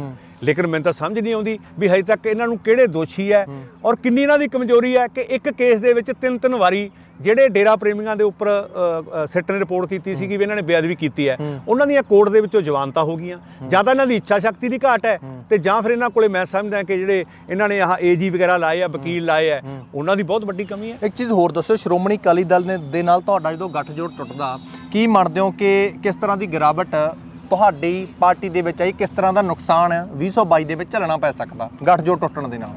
ਦੇਖੋ ਗੱਲ ਇਹ ਹੈ ਕਿ ਜਿਹੜੀ ਰਾਜਨੀਤੀ ਹੁੰਦੀ ਹੈ, ਰਾਜਨੀਤੀ ਦੇ ਵਿੱਚ ਉਤਰਾਅ ਚੜਾਅ ਆਉਂਦੇ ਰਹਿੰਦੇ ਨੇ, ਠੀਕ ਹੈ। ਔਰ ਅਸੀਂ ਕਾਫੀ ਲੰਮੇ ਸਮੇਂ ਤੋਂ 24 ਸਾਲਾਂ ਤੋਂ ਜਿਹੜਾ ਸੀਗਾ ਸਾਡਾ ਗੱਠਜੋੜ ਸੀਗਾ ਔਰ ਉਹ ਗੱਠਜੋੜ ਠੀਕ ਹੈ ਕਿ ਅਕਾਲੀ ਦਲ ਨੇ ਯੂ ਟਰਨ ਲੈ ਲਿਆ ਜਦੋਂ ਖੇਤੀਬਾੜੀ ਦੇ ਬਿੱਲ ਆਏ। ਲੇਕਿਨ ਦੇਖੋ ਨੁਕਸਾਨ ਤਾਂ ਜਦੋਂ ਦੋ ਪਾਰਟੀਆਂ ਰਲ ਕੇ ਲੜਦੀਆਂ ਨੇ ਕਿਤੇ ਨਾ ਕਿਤੇ ਹੁੰਦਾ ਹੈ। ਲੇਕਿਨ ਮੈਂ ਤੁਹਾਨੂੰ ਕਿਹਾ ਕਿ ਜਿਹੜੀ ਭਾਰਤੀ ਜਨਤਾ ਪਾਰਟੀ ਹੈ ਉਹ ਕਿਸੇ ਪੱਖੋਂ ਕਮਜ਼ੋਰ ਨਹੀਂ। ਇਲੈਕਸ਼ਨ ਮੁੱਦਿਆਂ ਤੇ ਲੜਿਆ ਜਾਂਦਾ ਹੈ। ਸਾਡੇ ਕੋਲੇ ਬੜੇ ਮੁੱਦੇ ਨੇ। ਅੱਜ ਸਾਡੇ ਦੇਸ਼ ਦੇ ਪ੍ਰਧਾਨ ਮੰਤਰੀ ਨਰਿੰਦਰ ਮੋਦੀ ਜੀ ਨੇ ਜੋ ਕਿਹਾ ਉਹ ਕਰਕੇ ਵਿਖਾਇਆ। ਅੱਜ ਗਰਾਊਂਡ ਲੈਵਲ ਤੇ ਉਹਨਾਂ ਦੀ ਹਰ ਸਕੀਮ, ਸੌਰੀ ਮੈਂ ਤੁਹਾਨੂੰ ਰੋਕ ਰਿਹਾ, ਤੁਸੀਂ ਕਿਹਾ ਜੋ ਕਿਹਾ ਕਰਕੇ ਦਿਖਾਇਆ, ਪਰ ਇੱਕ ਚੀਜ਼ ਤੇ ਟਰੋਲ ਬੜਾ ਹੁੰਦੇ ਨੇ ਜੀ। 15 ਲੱਖ ਵਾਲੀ ਗੱਲ ਤੇ 15 ਲੱਖ ਵਾਲੀ ਗੱਲ ਉਹਨੇ ਕਿਹਾ ਸੀ ਕਿ 15 ਲੱਖ ਹਰ ਇੱਕ ਦੇ ਖਾਤੇ ਦੇ ਵਿੱਚ ਆਉ। ਲੋਕ ਕਹਿੰਦੇ ਯਾਰ ਹਜੇ ਤਾਂ ਸਾਡੇ ਖਾਤਿਆਂ ਦੇ ਵਿੱਚ ਆਈ ਨਹੀਂ। ਇਹ ਚੀਜ਼ ਤੇ ਟਰੋਲ ਬੜਾ ਹੁੰਦਾ। ਦੇਖੋ ਭਰਾ ਜੀ, ਮੈਂ ਤੁਹਾਨੂੰ ਦਾਅਵੇ ਨਾਲ ਕਹਿ ਸਕਦਾ ਕਿ ਤੁਸੀਂ ਕੋਈ ਵੀਡੀਓ ਕੱਢ ਕੇ ਦਿਖਾ ਦਿਓ ਜਿੱਥੇ ਉਹਨਾਂ ਨੇ ਕਿਹਾ ਕਿ ਮੈਂ 15 ਲੱਖ ਖਾਤਿਆਂ 'ਚ ਪਾਉਂਗਾ। ਉਹਨਾਂ ਨੇ ਕਿਹਾ ਸੀ ਕਿ ਜੇ ਵਿਦੇਸ਼ਾਂ ਦੇ ਵਿੱਚ ਕਾਲਾ ਧਨ ਜਾਣਾ ਬੰਦ ਹੋ ਜੇ, ਲੋਕ ਸਾਡੇ ਵਿਦੇਸ਼ਾਂ ਦੇ ਵਿੱਚ ਕਾਲਾ ਧਨ ਜਿਹੜਾ ਹੈਗਾ ਜਮ੍ਹਾਂ ਨਾ ਕਰਵਾਉਣ ਆਪਣਾ, ਤੇ ਲੋਕਾਂ ਦੇ ਖਾਤਿਆਂ ਵਿੱਚ 15-15 ਲੱਖ ਰੁਪਈਆ ਆ ਸਕਦਾ ਹੈ। ਲੇਕਿਨ ਇੱਕ ਗੱਲ ਮੈਂ ਤੁਹਾਨੂੰ ਦੱਸਦਾ, ਅੱਜ 10 ਰੁਪਈਆਂ ਦੇ ਵਿੱਚ ਇੱਕ ਪਰਿਵਾਰ ਦੇ ਜੀ ਦਾ 5 ਲੱਖ ਤੱਕ ਦਾ ਇਲਾਜ ਫ੍ਰੀ ਹੁੰਦਾ ਹੈ ਜੀ, ਠੀਕ ਹੈ। ਜੇ ਇੱਕ ਪਰਿਵਾਰ 'ਚੋਂ 2 ਜੀਆਂ ਦਾ ਇਲਾਜ ਹੋ ਜਾਂਦਾ ਹੈ, ਉਹ 10 ਲੱਖ ਰੁਪਈਆ ਆ ਗਿਆ, ਉਹ 15 ਲੱਖ ਤੋਂ ਘੱਟ ਹੈ। ਅੱਜ ਹਰ ਜਨਧਨ ਖਾਤੇ ਵਿੱਚ ਕੋਈ ਗਰੀਬ ਵਿਅਕਤੀ ਹੈ, ਕਿਸੇ ਦੀ ਸਾਡੀ ਕੋਈ ਭੈਣ ਧੀ ਦਾ ਕੋਈ ਜਨੇਪਾ ਹੁੰਦਾ ਹੈ, 7000 ਰੁਪਈਆ ਪਹਿਲਾਂ ਆ ਜਾਂਦਾ ਹੈ। ਔਰ ਜਨਧਨ ਖਾਤਿਆਂ ਦੇ ਵਿੱਚ ਜਦੋਂ ਕਰੋਨਾ ਹੋਇਆ ਉਹਨਾਂ ਨੇ ਕਿਸ਼ਤਾਂ ਦੇ ਰੂਪ ਦੇ ਵਿੱਚ ਪੈਸੇ ਪਾਏ। ਅੱਜ ਕਿਸਾਨ ਸਨਮਾਨ ਨਿਧੀ ਯੋਜਨਾ ਅਧੀਨ ਮੈਂ ਕਹਿੰਦਾ ਕਿ ਪਹਿਲਾ ਦੇਸ਼ ਦਾ ਪ੍ਰਧਾਨ ਮੰਤਰੀ ਹੋਇਆ ਜਿਹਨੇ ਚਲੋ 6000 ਰੁਪਇਆ ਦਿੱਤਾ, ਵੱਧ ਵੀ ਸਕਦਾ ਹੈ ਔਰ ਮੈਂ ਤੁਹਾਨੂੰ ਦਾਅਵਾ ਕਰਦਾ ਵਧੂਗਾ ਵੀ। ਅੱਜ ਜੇ 6000 ਰੁਪਇਆ ਦਿੱਤਾ ਕਿਸੇ ਕਿਸਾਨ ਦੇ ਖਾਤੇ ਦੇ ਵਿੱਚ ਆਉਂਦਾ ਹੈ ਤਾਂ ਉਹ ਵੀ ਉਹਦੀ ਸਹਾਇਤਾ ਹੈਗੀ ਹੈ ਨਾ। ਤਾਂ ਮੇਰਾ ਕਹਿਣ ਦਾ ਭਾਵ ਹੈ ਕਿ ਐਡੀਆਂ ਯੋਜਨਾਵਾਂ ਕਿਸੇ ਸੋਚਿਆ ਸੀ ਕਿ 10 ਰੁਪਈਆਂ ਦੇ ਵਿੱਚ 5 ਲੱਖ ਤੱਕ ਦਾ ਇਲਾਜ ਫ੍ਰੀ ਹੋਊਗਾ? ਇਹ ਜਿਹੜੀਆਂ ਗੱਲਾਂ ਕਹੀਆਂ ਨੇ ਉਹ ਹੇਠਾਂ ਤੱਕ ਲੈ ਕੇ ਆਏ ਨੇ। ਤਾਂ ਅੱਜ ਜੇ ਉਜਵਲ ਯੋਜਨਾ, ਸਾਡੀਆਂ ਭੈਣਾਂ ਪਹਿਲਾਂ ਛੱਟੀਆਂ ਤੇ ਮੱਥਾ ਮਾਰਦੀਆਂ ਸੀ ਪਾਥੀਆਂ ਤੇ, ਅੱਜ ਉਹਨਾਂ ਨੂੰ ਜਿਹੜੀ ਗੈਸ ਹੈ ਉਹ ਉਜਵਲ ਯੋਜਨਾ ਦੀ ਸਿਲੰਡਰ ਮੁਫਤ ਦਿੱਤੇ ਗਏ ਨੇ। ਪਰ ਸਿਲੰਡਰ ਮੁਫਤ ਦਿੱਤੇ ਪਰ ਗੈਸ ਦਾ ਰੇਟ ਤਾਂ ਉੱਤੇ ਕਰਤਾ। ਸਿਲੰਡਰ ਪ੍ਰਭਾਵ ਕਿਹੜਾ? ਇੱਕ ਗੱਲ ਹੋਰ ਵੀ ਰਿਪੋਰਟ ਨਿਕਲ ਕੇ ਸਾਹਮਣੇ ਹੈ ਕਿ ਜਿਨ੍ਹਾਂ ਨੂੰ ਮੁਫਤ ਦੇ ਵਿੱਚ ਸਿਲੰਡਰ ਵੰਡੇ ਗਏ ਆ ਉਹਨਾਂ ਕੋਲ ਇੰਨੇ ਪੈਸੇ ਤੱਕ ਹੈ ਨਹੀਂ। ਉਹ ਜਿਹੜੇ ਸਿਲੰਡਰ ਆ ਉਹ ਕਬਾੜ ਦੇ ਵਿੱਚ ਵੇਚ ਰਿਹਾ ਕਿ 4 ਪੈਸੇ ਸਾਨੂੰ ਆ ਜਾਣ। ਸਿਲੰਡਰ ਮੰਨਦੇ ਆ ਕਿ ਸਿਲੰਡਰ ਦੇਤੇ ਪਰ ਰੇਟ ਤਾਂ ਕਿੱਥੇ ਤੱਕ ਚੱਕਦਾ? ਦੇਖੋ ਹਰ ਗੱਲ ਦਾ ਇੱਕ ਤਰਕ ਹੁੰਦਾ ਜੀ। ਯੂਪੀਏ ਸਰਕਾਰ ਵੇਲੇ ਮੈਂ 10 ਸਾਲ ਅਸੀਂ ਸੱਤਾ 'ਚ ਰਹੇ ਹਾਂ ਪੰਜਾਬ ਦੀ 'ਚ। ਯੂਪੀਏ ਸਰਕਾਰ ਵੇਲੇ ਜੇ ਕਿਸੇ ਦਾ ਵਿਆਹ ਹੁੰਦਾ ਸੀ ਉਹਨੂੰ ਫਿਕਰ ਪੈ ਜਾਂਦਾ ਸੀ ਕਿ ਮੈਂ ਗੈਸ ਸਿਲੰਡਰ ਕਿੱਥੋਂ ਲਵਾਂ। ਲੈਣਾ ਲੱਗਦੀਆਂ ਸੀ। ਤੁਸੀਂ ਮੀਡੀਆ 'ਚ ਕੰਮ ਕਰਦੇ ਹੋ, ਹਰ ਥਾਂ ਲੈਣਾ ਲੱਗ ਕੇ ਰੋਜ਼ ਇੱਕ ਤਰ੍ਹਾਂ ਦੀ ਲੜਾਈ ਹੁੰਦੀ ਸੀ ਔਰ 1200 ਰੁਪਏ ਵਿੱਚ ਸਿਲੰਡਰ ਬਲੈਕ ਦੇ ਵਿੱਚ ਮਿਲਦਾ ਸੀ। ਅੱਜ ਕੀ ਹੈ? ਉਹੀ ਗੈਸ ਹੈ, ਆਬਾਦੀ ਉਦੋਂ ਵੱਧ ਗਈ। ਅੱਜ ਏਜੰਸੀਆਂ ਵਾਲੇ ਹਾਕਾਂ ਮਾਰਦੇ ਫਿਰਦੇ ਆ ਪਿੰਡਾਂ ਦੇ ਵਿੱਚ, ਅਸੀਂ ਕਾਪੀਆਂ ਭੁੱਲ ਗਏ ਕਿਸੇ ਦੇ। ਮੈਨੂੰ ਇੱਕ ਵੀ ਸਿਲੰਡਰ ਗੈਸ ਪਿੱਛੇ ਲੈਣ ਲੱਗੀ ਦਿਖਾ ਦਿਓ। ਤੇ ਇਹ ਇੱਕ ਚੰਗੀ ਨੀਤੀ ਦੀ ਗੱਲ ਹੈ ਨਾ। ਪਰ ਲੈਣ ਤਾਂ ਮਹਿੰਗਾਈ ਕਰਕੇ ਵੀ ਘਟੀ ਹੋ ਸਕਦੀ ਹੈ ਕਿ ਲੋਕ ਨਹੀਂ ਬਿਲਕੁਲ ਨਹੀਂ। ਚੰਗੀਆਂ ਨੀਤੀਆਂ ਦੀ ਕਾਂਗਰਸ ਕੋਲੇ ਘਾਟ ਸੀ। ਅਸੀਂ ਘਰ ਘਰ ਗੈਸ ਪਹੁੰਚਾਉਣੇ ਆ, ਲੋਕ ਖੁਸ਼ ਨੇ। ਏਜੰਸੀ ਵਾਲੇ ਜਾ ਕੇ ਕੁੰਡਾ ਖੜਕਾਉਂਦੇ ਆ ਸਿਲੰਡਰ ਚਾਹੀਦਾ। ਤੇ ਯੂਪੀਏ ਵੇਲੇ ਕਿੱਥੇ ਸੀ? ਲੈਣਾ ਲੱਗਦੀਆਂ ਸੀ ਟਰਾਲੀਆਂ ਦੇ ਕੋਲੇ, ਲੋਕ ਜੁੱਤਮ ਜੁੱਤੀ ਹੁੰਦੇ ਸੀ। ਇਹ ਸਾਡੀ ਸਰਕਾਰ ਦੀ ਪ੍ਰਾਪਤੀ ਇਦੋਂ ਵੱਡੀ ਕੀ ਹੋ ਸਕਦੀ ਹੈ? ਇੱਕ ਚੀਜ਼ ਹੋਰ ਆ ਕਿ ਜਦੋਂ ਹੁਣ ਤੁਸੀਂ ਵੀ ਕਦੇ ਚਾਹੇ ਬੀਜੇਪੀ ਵਾਲੇ ਹੋਣ ਉਹ ਨਿੰਦੇ ਨੇ ਤਾਂ ਉਹ ਕਾਂਗਰਸ ਨੂੰ ਨਿੰਦੇ ਨੇ। ਕੀ ਲੱਗਦਾ ਕਿਤੇ ਪਿਛਲੇ ਦਿਨੀ ਮਨਜਿੰਦਰ ਸਿੰਘ ਸਿਰਸਾ ਹੋਰਾਂ ਦੇ ਨਾਲ ਗੱਲਬਾਤ ਹੋਈ ਆ, ਗੱਲਾਂ ਦੇ ਵਿੱਚ ਉਹਨਾਂ ਨੇ ਵੀ ਹਾਲਾਂਕਿ ਕਹਿਤਾ ਕਿ ਜੇਕਰ ਅਲਾਇੰਸ ਦੁਬਾਰੇ ਹੋ ਸਕਦਾ ਤਾਂ ਉਹ ਸ਼੍ਰੋਮਣੀ ਅਕਾਲੀ ਦਲ ਤੇ ਭਾਰਤੀ ਜਨਤਾ ਪਾਰਟੀ ਦਾ ਹੋ ਸਕਦਾ। ਕੀ ਲੱਗਦਾ ਕਿ 2022 ਦੇ ਵਿੱਚ ਇਦਾਂ ਦਾ ਕੁਝ ਹੋ ਸਕਦਾ ਕਿ ਵੋਟਾਂ ਲੈਣ ਤੋਂ ਬਾਅਦ ਇਕੱਠੇ ਹੋ ਜਾਓ ਭਾਈ? ਦੇਖੋ ਮੇਰੀ ਕਹਿਣ ਦਾ ਭਾਵ ਇਹ ਹੈ ਕਿ ਜਿਹੜੀ ਰਾਜਨੀਤੀ ਹੁੰਦੀ ਹੈ, ਰਾਜਨੀਤੀ ਦੇ ਵਿੱਚ ਕੋਈ ਪਤਾ ਨਹੀਂ ਕਦੋਂ ਕਿਸੇ ਨਾਲ ਅਲਾਇੰਸ ਹੋ ਜੇ, ਕਦੋਂ ਟੁੱਟ ਜੇ। ਮਤਲਬ ਹੋ ਸਕਦਾ ਨਹੀਂ। ਮੈਂ ਤੁਹਾਨੂੰ ਇੱਕ ਗੱਲ ਕਹੀ ਹੈ ਵੀ ਕਦੋਂ ਹੋ ਜੇ, ਕਦੋਂ ਟੁੱਟ ਜੇ। ਲੇਕਿਨ ਇਸ ਵਿਸ਼ੇ ਉੱਪਰ ਕਿਸੇ ਨਾਲ ਅਲਾਇੰਸ ਕਰਨਾ, ਕਿਸੇ ਨਾਲ ਤੋੜਨਾ, ਇਹ ਗੱਲ ਮੇਰੇ ਵਿਸ਼ੇ ਤੋਂ ਬਾਹਰ ਹੈ। ਇਹ ਕੇਂਦਰੀ ਹਾਈ ਕਮਾਂਡ ਦਾ ਫੈਸਲਾ ਹੈ। ਲੇਕਿਨ ਮੈਂ ਤੁਹਾਨੂੰ ਪਹਿਲਾਂ ਕਿਹਾ ਕਿ ਇਲੈਕਸ਼ਨ ਮੁੱਦਿਆਂ ਤੇ ਲੜਾਂਗੇ। ਭਾਰਤੀ ਜਨਤਾ ਪਾਰਟੀ ਆਪਦੀ ਪੂਰੀ ਤਿਆਰੀ 'ਚ ਹੈ ਔਰ ਮੈਂ ਤੁਹਾਨੂੰ ਡਾਂਕੇ ਦੀ ਚੋਟ ਤੇ ਕਹਿਣਾ ਕਿ ਪੰਜਾਬ ਦੇ ਵਿੱਚ ਭਾਰਤੀ ਜਨਤਾ ਪਾਰਟੀ ਦੀ ਸਰਕਾਰ ਬਣੂ। ਲੋਕਾਂ ਨੂੰ ਇਸ ਗੱਲ ਦਾ ਪਤਾ ਲੱਗ ਗਿਆ ਕਿ ਜੇ ਭਲਾ ਹੋ ਸਕਦਾ ਸਟੇਟ ਦਾ ਤੇ ਉਹੀ ਸਰਕਾਰ ਕਰ ਸਕਦੀ ਹੈ ਜਿਹਦੀ ਸਰਕਾਰ ਦੀ ਨਾਲ ਕੇਂਦਰ ਦੇ ਵਿੱਚ ਸਰਕਾਰ ਹੈ। ਅੱਜ ਹਰਿਆਣਾ ਸਾਥੋਂ ਕਿਉਂ ਅੱਗੇ ਲੰਘ ਗਿਆ? ਅੱਜ ਹਰਿਆਣਾ ਕਿਉਂ ਲੰਘ ਗਿਆ? ਅੱਜ ਹਰਿਆਣੇ ਦੇ ਕਿਸਾਨ ਨੂੰ ਮੁਆਵਜ਼ੇ ਪਿੱਛੇ ਝੋਲੀ ਨਹੀਂ ਅੱਡਣੀ ਪੈਂਦੀ। ਮੈਂ ਕਹਿਣਾ ਕਿ ਪੰਜਾਬ ਦੇ ਕਿਸਾਨਾਂ ਦੇ ਨਾਲ ਕਾਂਗਰਸ ਸਰਕਾਰ ਨੇ ਉਹ ਬੇਇਨਸਾਫੀ ਕੀਤੀ ਹੈ ਕਿ ਜੇ ਸਾਡੇ ਇੱਥੇ ਫਸਲ ਬੀਮਾ ਯੋਜਨਾ ਪ੍ਰਧਾਨ ਮੰਤਰੀ ਦੀ ਲਾਗੂ ਹੋਈ ਹੁੰਦੀ ਤੇ ਅੱਜ ਸਾਡੇ ਨਰਮੇ ਦੇ ਜਿਹੜੇ ਪੈਦਾ ਕਰਨ ਵਾਲੇ ਕਿਸਾਨ ਹੈ ਉਹਨਾਂ ਨੂੰ 40-40 ਹਜ਼ਾਰ ਰੁਪਇਆ ਮਿਲਦਾ। ਲੇਕਿਨ ਇਹ ਸਰਕਾਰ ਨੇ 12,000 ਕਿਹਾ, ਫਿਰ 17 ਕਹਿਤਾ ਤੇ ਤੁਸੀਂ ਵੇਖੋ ਕਿ ਭਾਗੀ ਬਾਂਦਰ ਇੱਕ ਕਿਸਾਨ ਦੇ ਖਾਤੇ ਦੇ ਵਿੱਚ ਜਾਂ ਕਿਸਾਨ ਨੂੰ ਮੁਆਵਜ਼ਾ ਨਹੀਂ ਮਿਲਿਆ, ਉਹ ਖੁਦਕੁਸ਼ੀ ਕਰ ਗਿਆ। ਬਿਲਕੁਲ। ਤਾਂ ਫਿਰ ਤੁਸੀਂ ਤੁਲਨਾ ਕਰੋ ਨਾ, ਕਿਸਾਨ ਹਿਤੈਸ਼ੀ ਸਰਕਾਰ ਕਿਹੜੀ ਹੈ? ਸਾਡੀ ਭਾਰਤੀ ਜਨਤਾ ਪਾਰਟੀ ਹੈ। ਇੱਕ 528 ਰੁਪਏ ਦੇ ਕੇ ਜੇ ਕਣਕ ਕੁਦਰਤੀ ਮਾਰ ਨਾਲ ਹਰਿਆਣੇ 'ਚ ਮਰ ਜਾਂਦੀ ਹੈ ਜਿੱਥੇ ਫਸਲ ਬੀਮਾ ਯੋਜਨਾ ਲਾਗੂ ਹੈ, ਉਹਨੂੰ 28,000 ਰੁਪਇਆ ਮਿਲਦਾ। ਨਰਮੇ ਦਾ 1725 ਰੁਪਏ ਹੈ, ਕਿਸਾਨ ਦੇ ਖਾਤੇ 'ਚ ਆ ਜਾਣੇ ਹੈ। ਤੇ ਫਿਰ ਮੈਨੂੰ ਦੱਸੋ ਵੀ ਕਿਸਾਨ ਹਿਤੈਸ਼ੀ ਸਰਕਾਰ ਬੀਜੇਪੀ ਹੈ ਕਿ ਕਾਂਗਰਸੀ ਹੈ? ਇੱਕ ਚੀਜ਼ ਦੱਸਿਓ ਕਿ ਕਿਹੜੇ ਮੁੱਦੇ ਹੋਣਗੇ 2022 ਦੇ ਵਿੱਚ? ਇੱਕ ਤਾਂ ਚਲੋ ਠੀਕ ਆ, ਬਾਈਬਲ ਕਲਾਂ ਦੀ ਆਪਾਂ ਗੱਲ ਕਰ ਲਈਏ, ਬੇਅਦਬੀ ਦੀ ਗੱਲ ਕਰ ਲਈਏ, ਜ਼ਰੂਰ ਮੁੱਦਾ ਹੈਗਾ ਆ, ਕਿਉਂਕਿ ਜ਼ਰੂਰ ਗੱਲ ਜਿਹੜੀ ਹੈਗੀ ਆ ਪਾਰਟੀਆਂ ਜਦੋਂ ਵੋਟਾਂ ਆਉਂਦੀਆਂ ਉਦੋਂ ਕਰਦੀਆਂ ਨੇ। ਨਸ਼ੇ ਦਾ ਮੁੱਦਾ ਹੋ ਗਿਆ। ਹੋਰ ਕਿਹੜੇ ਮੁੱਦਿਆਂ ਤੇ ਚੋਣ ਲੜੋਗੇ 2022 ਦੇ ਵਿੱਚ ਪੰਜਾਬ ਦੇ ਵਿੱਚ? ਦੇਖੋ, ਅਸੀਂ ਇੱਕ ਨਾਅਰਾ ਦਿੱਤਾ ਹੈ, ਨਵਾਂ ਪੰਜਾਬ ਭਾਜਪਾ ਦੇ ਨਾਲ। ਉਹ ਨਾਅਰਾ ਕੀ ਹੈ? ਉਹ ਨਾਅਰਾ ਇਹ ਨਹੀਂ ਵੀ ਅਸੀਂ ਨਵਾਂ ਪੰਜਾਬ ਸਾਰ ਦਿਆਂਗੇ। ਅਸੀਂ ਚਾਹੁੰਦੇ ਆ ਕਿ ਪੰਜਾਬ ਦੇ ਵਿੱਚੋਂ ਬੇਰੁਜ਼ਗਾਰੀ ਖਤਮ ਹੋਵੇ, ਪੰਜਾਬ ਦੇ ਵਿੱਚੋਂ ਭ੍ਰਿਸ਼ਟਾਚਾਰ ਖਤਮ ਹੋਵੇ, ਪੰਜਾਬ ਦੇ ਵਿੱਚੋਂ ਜਿਹੜੀ ਬੇਈਮਾਨੀ ਹੈ ਜਿਹੜੀ ਇਹਨਾਂ ਲੋਕਾਂ ਨੇ ਇੱਕ ਸਰਕਾਰੀ ਖਜ਼ਾਨਾ ਭਰਨ ਦੀ ਬਜਾਏ ਆਪਦੇ ਖਜ਼ਾਨੇ ਭਰੇ ਹੈ, ਪੰਜਾਬ ਦੇ ਵਿੱਚੋਂ ਨਸ਼ਿਆਂ ਦਾ ਬਹੁਤ ਵੱਡਾ ਮੁੱਦਾ ਹੈ, ਉਹ ਖਤਮ ਹੋਵੇ। ਅਸੀਂ ਇੱਕ ਰੰਗਲਾ ਪੰਜਾਬ ਬਣਾਉਣਾ ਚਾਹੁੰਦੇ ਆ। ਉਹ ਪੰਜਾਬ ਜਿਹੜਾ 5 ਦਰਿਆਵਾਂ ਦੀ ਧਰਤੀ, ਰਿਸ਼ੀਆਂ ਮੁਨੀਆਂ, ਪੀਰਾਂ ਫਗੰਬਰਾਂ ਦੀ ਧਰਤੀ ਸੀ, ਜਿਹੜਾ ਪੰਜਾਬ ਤਰੱਕੀ ਪੱਖੋਂ, ਜਿਹੜਾ ਪੰਜਾਬ ਜਵਾਨੀ ਪੱਖੋਂ ਪਹਿਲੇ ਨੰਬਰ ਤੇ ਗਿਣਿਆ ਜਾਂਦਾ ਸੀ, ਅਸੀਂ ਉਹੋ ਜਿਹਾ ਪੰਜਾਬ ਬਣਾਉਣ ਦਾ ਨਿਰਣਾ ਕੀਤਾ। ਮੈਂ ਤੁਹਾਡੇ ਨਾਲ ਅੱਜ ਵੀ ਵਾਅਦਾ ਕਰਦਾ ਹਾਂ ਕਿ ਜਿਹੜੀ ਕੇਂਦਰ ਦੀ ਸਰਕਾਰ ਹੈ ਉਹ ਪੰਜਾਬ ਲਈ ਬੜੀ ਤਤਪਰ ਹੈ ਕਿ ਪੰਜਾਬ ਜਿਹੜਾ ਹੈਗਾ ਗੁਰੂਆਂ ਪੀਰਾਂ ਪੈਗੰਬਰਾਂ ਦੀ ਧਰਤੀ ਹੈ, ਇੱਥੇ ਕੋਈ ਨਸ਼ਾ ਨਾ ਹੋਵੇ, ਇੱਥੇ ਬੇਰੁਜ਼ਗਾਰੀ ਨਾ ਹੋਵੇ, ਇੱਥੇ ਕੋਈ ਭ੍ਰਿਸ਼ਟਾ ਨਾਂ ਦੀ ਚੀਜ਼ ਨਾ ਹੋਵੇ। ਅਸੀਂ ਇਹੋ ਜਿਹਾ ਨਵਾਂ ਪੰਜਾਬ ਬਣਾਉਣਾ ਚਾਹੁੰਦੇ ਹਾਂ। ਕੀ ਲੱਗਦੇ ਹੋ ਕਿ ਦੌੜ ਦੇ ਵਿੱਚ ਕਿਹੜੀਆਂ ਪਾਰਟੀਆਂ ਨੂੰ ਦੌੜ ਦੇ ਵਿੱਚ ਮੰਨਦੇ ਹੋ? ਸ਼੍ਰੋਮਣੀ ਅਕਾਲੀ ਦਲ ਹੈ, ਕਾਂਗਰਸ ਆ, ਇੱਕ ਪਾਸੇ ਆਪ ਆ, ਕਿਹੜੀਆਂ ਪਾਰਟੀਆਂ ਨੂੰ ਮੰਨਦੇ ਹੋ ਕਿ ਇਹਨਾਂ ਦੇ ਨਾਲ ਯਾਰ ਸਾਡੀ ਦੌੜ ਤਾਂ ਇਹਨਾਂ ਦੇ ਨਾਲ, ਦੂਜੀਆਂ ਤਾਂ ਪਾਸੇ ਹੀ ਆ? ਕਿਹੜੀ ਸਾਡਾ ਕਿਸੇ ਵੀ ਪਾਰਟੀ ਦੇ ਨਾਲ ਕੋਈ ਮੁਕਾਬਲਾ ਨਹੀਂ। ਭਾਰਤੀ ਜਨਤਾ ਪਾਰਟੀ ਦੀ ਪੂਰੀ ਤਿਆਰੀ ਹੈ। ਮੈਂ ਤੁਹਾਨੂੰ ਪਹਿਲਾਂ ਵੀ ਕਿਹਾ ਕਿ ਲੋਕਾਂ ਨੇ ਦੇਖ ਲਿਆ ਕਿ ਕਿਹੜੀ ਪਾਰਟੀ ਸਟੇਟ ਦਾ ਭਲਾ ਕਰ ਸਕਦੀ ਹੈ। ਅੱਜ ਜੇ ਸਾਥੋਂ ਹਰਿਆਣਾ ਅੱਗੇ ਆ, ਗੁਜਰਾਤ ਅੱਗੇ ਆ, ਮੱਧ ਪ੍ਰਦੇਸ਼ ਅੱਗੇ ਹੈ, ਹਿਮਾਚਲ ਵੀ ਸਾਥੋਂ ਅੱਗੇ ਹੈ, ਉਹ ਇਸ ਕਰਕੇ ਹੈ ਕਿ ਉੱਥੇ ਡਬਲ ਇੰਜਨ ਦੀ ਸਰਕਾਰ ਹੈ। ਲੋਕ ਚਾਹੁੰਦੇ ਆ, ਲੋਕ ਸਹੀ ਫੈਸਲਾ ਲੈਣਗੇ ਕਿ ਜਿਹੜੀ ਕੇਂਦਰ 'ਚ ਸਰਕਾਰ ਹੈ ਉਹੀ ਸੂਬੇ ਦੀ ਸਰਕਾਰ ਬਣੇ। ਇਸ ਕਰਕੇ ਭਾਰਤੀ ਜਨਤਾ ਪਾਰਟੀ ਨੂੰ ਲੋਕ ਮੌਕਾ ਦੇਣਗੇ। ਔਰ ਮੈਂ ਤੁਹਾਨੂੰ ਅੱਜ ਵੀ ਕਹਿਣਾ, ਆਪਾਂ ਇੱਥੇ ਖੜੇ ਆ, ਆਉਣ ਵਾਲਾ ਸਮਾਂ ਪੰਜਾਬ ਦੇ ਵਿੱਚ ਭਾਰਤੀ ਜਨਤਾ ਪਾਰਟੀ ਦੇ ਹੀ ਹੈ। ਔਰ ਤੁਸੀਂ ਯਕੀਨ ਕਰੋ ਕਿ ਭਾਰਤੀ ਜਨਤਾ ਪਾਰਟੀ ਦੇ ਨਾਲ ਲੋਕ ਖੁੱਲੀਆਂ ਬਾਹਾਂ ਕਰਕੇ ਜਿਹੜਾ ਹੈਗਾ, ਆਓ ਸਾਨੂੰ ਨਾਲ ਲੈ ਕੇ ਜਾਓ। ਜਿਹੜੇ ਲੋਕ ਸਾਡਾ ਵਿਰੋਧ ਕਰਦੇ ਸੀ, ਅੱਜ ਉਹੀ ਲੋਕ ਸਾਨੂੰ ਕਹਿ ਰਹੇ ਨੇ ਕਿ ਜਦ ਅਸੀਂ ਭਾਰਤੀ ਜਨਤਾ ਪਾਰਟੀ ਦਾ ਮੈਂਬਰ ਬਣਨਾ ਹੈ, ਸਾਨੂੰ ਭਾਰਤੀ ਜਨਤਾ ਪਾਰਟੀ ਦੀ ਟਿਕਟ ਦਿਓ, ਸਾਨੂੰ ਭਾਰਤੀ ਜਨਤਾ ਪਾਰਟੀ ਵਿੱਚ ਲੈ ਕੇ ਜਾਓ, ਸ਼ਾਮਲ ਕਰੋ। ਤੇ ਮੈਂ ਕਹਿਣਾ ਇਦੋਂ ਵੱਡਾ ਪੋਜ਼ਿਟਿਵ ਪੱਖ ਕੀ ਹੋ ਸਕਦਾ ਹੈ? ਸੋਢੀ ਸਾਹਿਬ, ਗੱਲਾਂ ਤਾਂ ਇਹ ਵੀ ਪ੍ਰਚਲਿਤ ਨੇ ਕਿ ਭਾਰਤੀ ਜਨਤਾ ਪਾਰਟੀ ਦੇ ਵਿੱਚ ਜੇ ਕੋਈ ਵੱਡਾ ਚਿਹਰਾ ਆਉਂਦਾ ਆ ਤਾਂ ਕਹਿੰਦੇ ਉਹਨੂੰ ਡੰਡੇ ਦੇ ਜ਼ੋਰ ਤੇ ਲੈ ਕੇ ਜਾਂਦੇ ਆ ਕਿ ਭਾਈ ਆ ਜਾ, ਜਾਂ ਤਾਂ ਆਹ ਤੇ ਜਾਂ ਆਹ, ਤੇ ਫਿਰ ਅਗਲਾ ਕਹਿੰਦੇ ਕਰਦਾ ਕੁਝ ਨਹੀਂ, ਅਗਲਾ ਚੁੱਪ ਕਰਕੇ ਸ਼ਾਮਲ ਹੋ ਜਾਂਦਾ। ਨਹੀਂ, ਇਹੋ ਜੀ ਕੋਈ ਗੱਲ ਨਹੀਂ। ਭਾਰਤੀ ਜਨਤਾ ਪਾਰਟੀ ਇੱਕ ਰਾਸ਼ਟਰਵਾਦੀ ਪਾਰਟੀ ਹੈ, ਰਾਸ਼ਟਰ ਨੂੰ ਪਿਆਰ ਕਰਨ ਵਾਲੀ ਪਾਰਟੀ ਹੈ। ਭਾਰਤੀ ਜਨਤਾ ਪਾਰਟੀ ਕਦੇ ਵੀ ਕਿਸੇ ਗਲਤ ਏਜੰਸੀ ਦੀ ਵਰਤੋਂ ਨਹੀਂ ਕਰਦੀ। ਜਿਹੜੇ ਲੋਕ ਆ ਰਹੇ ਨੇ ਉਹ ਆਪਣੇ ਮਨ ਨਾਲ ਆ ਰਹੇ ਨੇ, ਆਪਣਾ ਫੈਸਲਾ ਕਰਕੇ ਆ ਰਹੇ ਨੇ। ਹੁਣ ਜੇ ਮੈਂ ਕੋਈ ਕੁਐਸਚਨ ਕਰਾਂ ਵੀ ਦੂਜੀਆਂ ਪਾਰਟੀਆਂ 'ਚ ਬੰਦੇ ਜਾ ਰਹੇ ਆ, ਉਹ ਕਿਹੜਾ ਡਰਦੇ ਮਾਰੇ ਜਾ ਰਹੇ ਆ?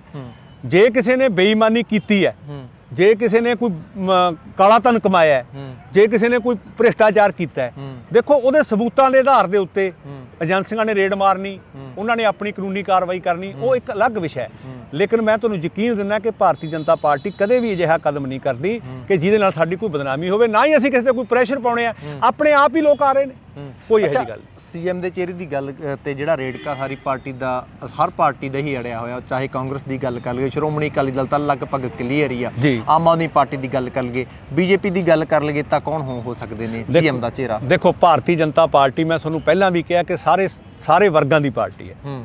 ਸਾਰੀਆਂ ਜਾਤਾਂ, ਸਾਰੀਆਂ ਧਰਮਾਂ ਦੇ ਲੋਕ ਭਾਰਤੀ ਜਨਤਾ ਪਾਰਟੀ ਦਾ ਸੁਮੇਲ ਹੈ। ਔਰ ਭਾਰਤੀ ਜਨਤਾ ਪਾਰਟੀ ਦੀ ਸਰਕਾਰ ਆਉਣ ਤੇ ਪੰਜਾਬੀ ਹੀ ਮੁੱਖ ਮੰਤਰੀ ਹੋਵੇਗਾ, ਪੰਜਾਬ 'ਚੋਂ ਰਹਿਣ ਵਾਲਾ ਹੀ ਮੁੱਖ ਮੰਤਰੀ ਹੋਊਗਾ। ਬਾਕੀ ਮੁੱਖ ਮੰਤਰੀ ਬਣਾਉਣਾ ਕਿਹਨੂੰ ਹੈ, ਇਹ ਫੈਸਲਾ ਕੇਂਦਰ ਦੀ ਸਾਡੀ ਪਾਰਲੀਮੈਂਟ ਬੋਰਡ ਹੈ ਜਿਹੜਾ ਉਹਨੇ ਕਰਨਾ ਹੈ। ਪਰ ਮੈਂ ਤੁਹਾਨੂੰ ਵਿਸ਼ਵਾਸ ਦਿਵਾਉਣਾ ਕਿ ਪੰਜਾਬੀ ਹੀ ਹੋਊਗਾ। ਪੰਜਾਬ, ਪੰਜਾਬੀ ਔਰ ਪੰਜਾਬੀਅਤ ਦੀ ਤਰੱਕੀ ਲਈ ਭਾਰਤੀ ਜਨਤਾ ਪਾਰਟੀ ਅੱਜ ਵੀ ਵਚਨਬੱਧ ਹੈ। ਅੱਛਾ, ਇੱਕ ਚੀਜ਼ ਹੋਰ ਦੱਸਿਓ, ਮਾਲਵੇ ਦੀ ਜੇਕਰ ਮੈਂ ਗੱਲ ਕਰਾਂ, ਮਾਲਵੇ ਖਿੱਤੇ ਦੀ, ਜਿੱਥੇ ਲਗਭਗ ਜਿਹੜੇ ਹੈਗੇ, ਜੇਕਰ ਮੈਂ ਸ਼੍ਰੋਮਣੀ ਅਕਾਲੀ ਦਲ ਦੀ ਗੱਲ ਕਰਾਂ ਜਾਂ ਆਪਣੇ ਏਰੀਏ ਦੀ, ਇਸ ਏਰੀਏ ਦੀ ਗੱਲ ਕਰ ਲਾਂ, ਇੱਥੇ ਜੋ ਕੋਈ ਪਿਛਲੀ ਵਾਰ ਜਿਹੜੇ ਨੇ ਆਪ ਦਾ ਚੰਗਾ ਦਬਦਬਾ ਰਿਹਾ ਆ, ਤਾਂ ਫਿਰ ਇੱਥੇ ਆਪਦੇ ਆਪ ਨੂੰ ਉਭਾਰਨ ਦੇ ਵਿੱਚ ਭਾਰਤੀ ਜਨਤਾ ਪਾਰਟੀ ਕਿਵੇਂ ਕਾਮਯਾਬ ਹੋਊ? ਕਿਉਂਕਿ ਉਹਨਾਂ ਸੀਟਾਂ ਦੇ ਉੱਪਰ ਜਿਹੜੀਆਂ ਤੇ ਸ਼੍ਰੋਮਣੀ ਅਕਾਲੀ ਦਲ ਲੜਦੀ ਰਿਹਾ, ਜਾਂ ਮੈਂ ਆਪਾਂ ਖਾਸ ਕਰ ਆਪਣੇ ਖਿੱਤੇ ਦੀ ਹੀ ਗੱਲ ਕਰ ਲਾਂ, ਬਠਿੰਡੇ ਏਰੀਏ ਦੀ ਗੱਲ ਕਰ ਲਾਂ, ਜਿੱਥੇ ਸ਼੍ਰੋਮਣੀ ਅਕਾਲੀ ਦਲ ਦਾ ਚੰਗਾ ਦਬਦਬਾ ਬਾਦਲ ਪਰਿਵਾਰ ਦਾ, ਦੂਸਰੇ ਪਾਸੇ ਮਨਪ੍ਰੀਤ ਬਾਦਲ ਨੇ, ਤੀਸਰੇ ਪਾਸੇ ਆਮ ਆਦਮੀ ਪਾਰਟੀ ਵੱਲੋਂ ਵੀ ਚੰਗੀਆਂ ਜਿਹੜੀਆਂ ਹੈਗੀਆਂ ਨੇ ਸੀਟਾਂ ਆਈਆਂ ਨੇ, ਉੱਥੇ ਕਿਵੇਂ ਉਭਾਰ ਆਊਗਾ? ਦੇਖੋ, ਇੱਕ ਗੱਲ ਸੁਣੋ ਕਿ ਮੈਂ ਸਮਝਦਾ ਕਿ ਆਮ ਆਦਮੀ ਪਾਰਟੀ ਦੇ ਸੁਪਰੀਮੋ ਕੇਜਰੀਵਾਲ ਜੀ ਦਿੱਲੀ ਤੋਂ ਆਉਂਦੇ ਆ ਕੇ ਦਿੱਲੀ ਮਾਡਲ ਦੀ ਗੱਲ ਕਰਦੇ ਆ, ਲੇਕਿਨ ਜੋ ਦਿੱਲੀ ਦੇ ਹਾਲਾਤ ਆ ਮੈਂ ਖੁਦ ਜਾ ਕੇ ਉੱਥੇ ਵੇਖੇ ਆ। ਉਹ ਮਹੱਲਾ ਕਲੀਨਿਕਾਂ ਦੀ ਗੱਲ ਕਰਦੇ ਆ, ਮਹੱਲਾ ਕਲੀਨਿਕਾਂ 'ਚ ਕੁਝ ਵੀ ਨਹੀਂ, ਲੋਕਾਂ ਨੇ ਪਾਥੀਆਂ ਪੱਥੀਆਂ ਪਈਆਂ, ਕੁਝ ਨਹੀਂ ਉੱਥੇ, ਕੋਈ ਡਾਕਟਰ ਨਹੀਂ, ਕੋਈ ਨਰਸ ਨਹੀਂ, ਕੋਈ ਉੱਥੇ ਫਾਰਮਾਸਿਸਟ ਨਹੀਂ ਹੈ। ਔਰ ਜਿਹੜਾ ਉਹ ਇੱਥੇ ਆ ਕੇ ਝੂਠ ਬੋਲਦੇ ਆ, ਉਹ ਬਿਲਕੁਲ ਦਿੱਲੀ ਔਰ ਪੰਜਾਬ ਦੇ ਉਲਟ ਹੈ। ਮੈਂ ਇੱਕ ਗੱਲ ਤੁਹਾਨੂੰ ਦੱਸਣੀ ਚਾਹੁੰਦਾ, ਤੁਸੀਂ ਅੱਜ ਕਿਸੇ ਬੈਂਕ 'ਚ ਚਲੇ ਜਾਓ, ਅੱਜ ਤੁਸੀਂ ਕਿਸੇ ਅਦਾਰੇ ਚਲੇ ਜਾਓ, ਉੱਥੇ ਗੱਲ ਕੀ ਹੁੰਦੀ ਹੈ? ਲੇਡੀਜ਼ ਆਉਂਦੀਆਂ, ਉਹ ਕਹਿੰਦੀਆਂ ਜੀ ਆਹ ਮੋਦੀ ਸਾਹਿਬ ਵਾਲੇ ਪੈਸੇ ਆ ਗਏ, ਆਹ ਮੋਦੀ ਸਾਹਿਬ ਵਾਲੀ ਸਕੀਮ ਅਸੀਂ ਲੈ ਕੇ ਆਏ, ਆਹ ਚੀਜ਼ ਆ ਗਈ। ਲੋਕਾਂ ਦੀ ਜ਼ੁਬਾਨ ਤੇ ਮੋਦੀ ਮੋਦੀ ਹੈ। ਔਰ ਮੈਂ ਤੁਹਾਨੂੰ ਮਤਲਬ ਪੂਰੇ ਦ੍ਰਿੜ ਇਰਾਦੇ ਔਰ ਵਿਸ਼ਵਾਸ ਨਾਲ ਕਹਿਣਾ ਕਿ ਜੋ ਲੋਕਾਂ ਦਾ ਸਮਰਥਨ ਸਾਨੂੰ ਮਿਲ ਰਿਹਾ ਹੈ, ਚਾਹੇ ਉਹ ਮਾਲਵਾ ਖੇਤਰ ਹੈ, ਚਾਹੇ ਦੁਆਬਾ ਹੈ, ਚਾਹੇ ਉਹ ਮੱਝ ਹੈ, ਇਹ ਗੱਲ ਪੱਕੀ ਯਕੀਨੀ ਆ, ਕੰਧ ਤੇ ਲਿਖਿਆ ਹੈ ਕਿ ਲੋਕ ਭਾਰਤੀ ਜਨਤਾ ਪਾਰਟੀ ਦੀ ਪੰਜਾਬ 'ਚ ਸਰਕਾਰ ਬਣਾਉਣਗੇ। ਤੁਸੀਂ ਪੈਸਿਆਂ ਦੀ ਗੱਲ ਕੀਤੀ ਆ, ਪੈਸਿਆਂ ਤੇ ਇੱਕ ਸਵਾਲੀਆ ਚਿੰਨ੍ਹ ਲੱਗਦਾ ਮੁਫਤਖੋਰੀ, ਕਿ ਸ਼ਾਇਦ ਜਿਹੜੇ ਇਹ ਲੀਡਰ ਨੇ ਸਾਡੇ ਲੋਕਾਂ ਨੂੰ ਮੁਫਤਖੋਰਾ ਬਣਾਉਣਾ ਚਾਹੁੰਦੇ ਨੇ, ਸਾਡੇ ਲੋਕਾਂ ਨੂੰ ਭਿੱਖ ਮੰਗਿਆ ਬਣਾਉਣਾ ਚਾਹੁੰਦੇ ਨੇ। ਕਿਉਂਕਿ ਗੱਲ ਜਿਹੜਾ ਹਰ ਕੋਈ ਇਹੀ ਕਰਦਾ ਕਿ ਅਸੀਂ ਇੰਨੇ ਦੇ ਦਾਂਗੇ, ਆਹ ਫਰੀ ਦੇ ਦਾਂਗੇ, ਆਹ ਫਰੀ ਦੇ ਦਾਂਗੇ। ਸੋਢੀ ਸਾਹਿਬ, ਇੱਥੇ ਗੱਲ ਇਹ ਕਿਉਂ ਨਹੀਂ ਹੁੰਦੀ ਕਿ ਅਸੀਂ ਆਹ ਰੁਜ਼ਗਾਰ ਦੇਵਾਂਗੇ? ਇੱਥੇ ਗੱਲ ਇਹ ਕਿਉਂ ਨਹੀਂ ਹੁੰਦੀ, ਪੱਕੀ ਗਰੰਟੀਆਂ ਬਹੁਤ ਦਿੱਤੀਆਂ ਜਾਂਦੀਆਂ, ਇਸ ਚੀਜ਼ ਦੀ ਪੱਕੀ ਗਰੰਟੀ ਕਿਉਂ ਨਹੀਂ ਦਿੱਤੀ ਜਾਂਦੀ ਕਿ ਜੇਕਰ ਅਸੀਂ ਇਹ ਚੀਜ਼ ਨਾ ਦਿੱਤੀ ਤਾਂ ਸਾਨੂੰ ਭਾਵੇਂ ਜੋ ਮਰਜ਼ੀ ਕਰ ਦਿਓ, ਸਾਨੂੰ ਭਾਵੇਂ ਫਾਹੇ ਲਾ ਦਿਓ? ਇਹ ਚੀਜ਼ਾਂ ਦੀ ਗੱਲ ਕਿਉਂ ਨਹੀਂ ਹੁੰਦੀ, ਸਿਰਫ ਮੁਫਤਖੋਰੀਆਂ ਦੀ ਗੱਲ ਕਿਉਂ? ਦੇਖੋ, ਮੈਂ ਪਹਿਲਾਂ ਵੀ ਇਹ ਗੱਲ ਕਹੀ ਹੈ ਕਿ ਜਿਸ ਤਰ੍ਹਾਂ ਦੀ ਮੁਫਤਖੋਰੀ ਦੀ ਗੱਲ ਪੰਜਾਬ ਦੇ ਵਿੱਚ ਇਹ ਕਰਦੇ ਨੇ, ਇਹਨਾਂ ਨੂੰ ਮੇਰਾ ਕੁਐਸਚਨ ਹੈ, ਇਹ ਕਿੱਥੋਂ ਰੋਡ ਮੈਪ ਬਣਾਉਣਗੇ, ਕਿੱਥੋਂ ਪੈਸਾ ਲੈ ਕੇ ਆਉਣਗੇ? ਜੇ ਪੰਜਾਬ ਦਾ ਉਹਨਾਂ ਬਜਟ ਹੀ ਨਹੀਂ, ਰੈਵਨਿਊ ਨਹੀਂ ਹੈ, ਤਾਂ ਕਿੱਥੋਂ ਇਹ ਕਰਨਗੇ? ਤਾਂ ਫਿਰ ਕਰਜ਼ਾ ਹੀ ਚੱਕਣਗੇ। ਭਾਰਤੀ ਜਨਤਾ ਪਾਰਟੀ ਨੇ ਕਦੇ ਵੀ ਮਤਲਬ ਮੁਫਤਖੋਰੀ ਦੇ ਵਿੱਚ ਨਾ ਲੋਕਾਂ ਨੂੰ ਲਾਰਾ ਲਾਇਆ ਔਰ ਨਾ ਦਿੱਤਾ।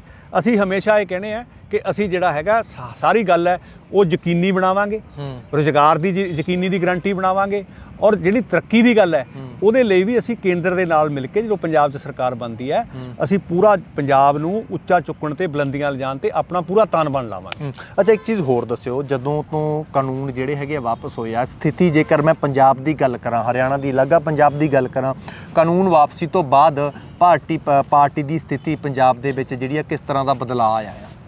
ਦੇਖੋ, ਕਿਸਾਨ ਅੰਦੋਲਨ ਚੱਲਿਆ, ਉਹ ਵੀ ਸਾਡੇ ਭਰਾ ਨੇ, ਠੀਕ ਹੈ ਕਿ ਉਹਦੇ ਵਿੱਚ ਲੰਮੀ ਗੱਲਬਾਤ ਚਲੀ ਗਈ ਤੇ ਭਾਰਤੀ ਜਨਤਾ ਪਾਰਟੀ ਦਾ ਵਿਰੋਧ ਵੀ ਹੋਇਆ। ਭਾਰਤੀ ਜਨਤਾ ਪਾਰਟੀ ਦਾ, ਲੇਕਿਨ ਮੈਂ ਵਰਕਰ ਨੂੰ ਨਤਮਸਤਕ ਕਰਦਾ ਕਿ ਅਸੀਂ ਕਿਸੇ ਵੀ ਟਕਰਾਓ ਦੀ ਸਥਿਤੀ 'ਚ ਨਹੀਂ ਪਏ। ਅਸੀਂ ਖੁੱਲ੍ਹੀਆਂ ਮੀਟਿੰਗਾਂ ਕਰਨੀਆਂ ਬੰਦ ਕਰਤੀਆਂ, ਪਰ ਅਸੀਂ ਮੈਨ ਟੂ ਮੈਨ, ਅਸੀਂ ਡੋਰ ਟੂ ਡੋਰ ਆਪਣਾ ਸੰਪਰਕ ਰੱਖਿਆ, ਮੀਟਿੰਗਾਂ ਹੁੰਦੀਆਂ ਰਹੀਆਂ।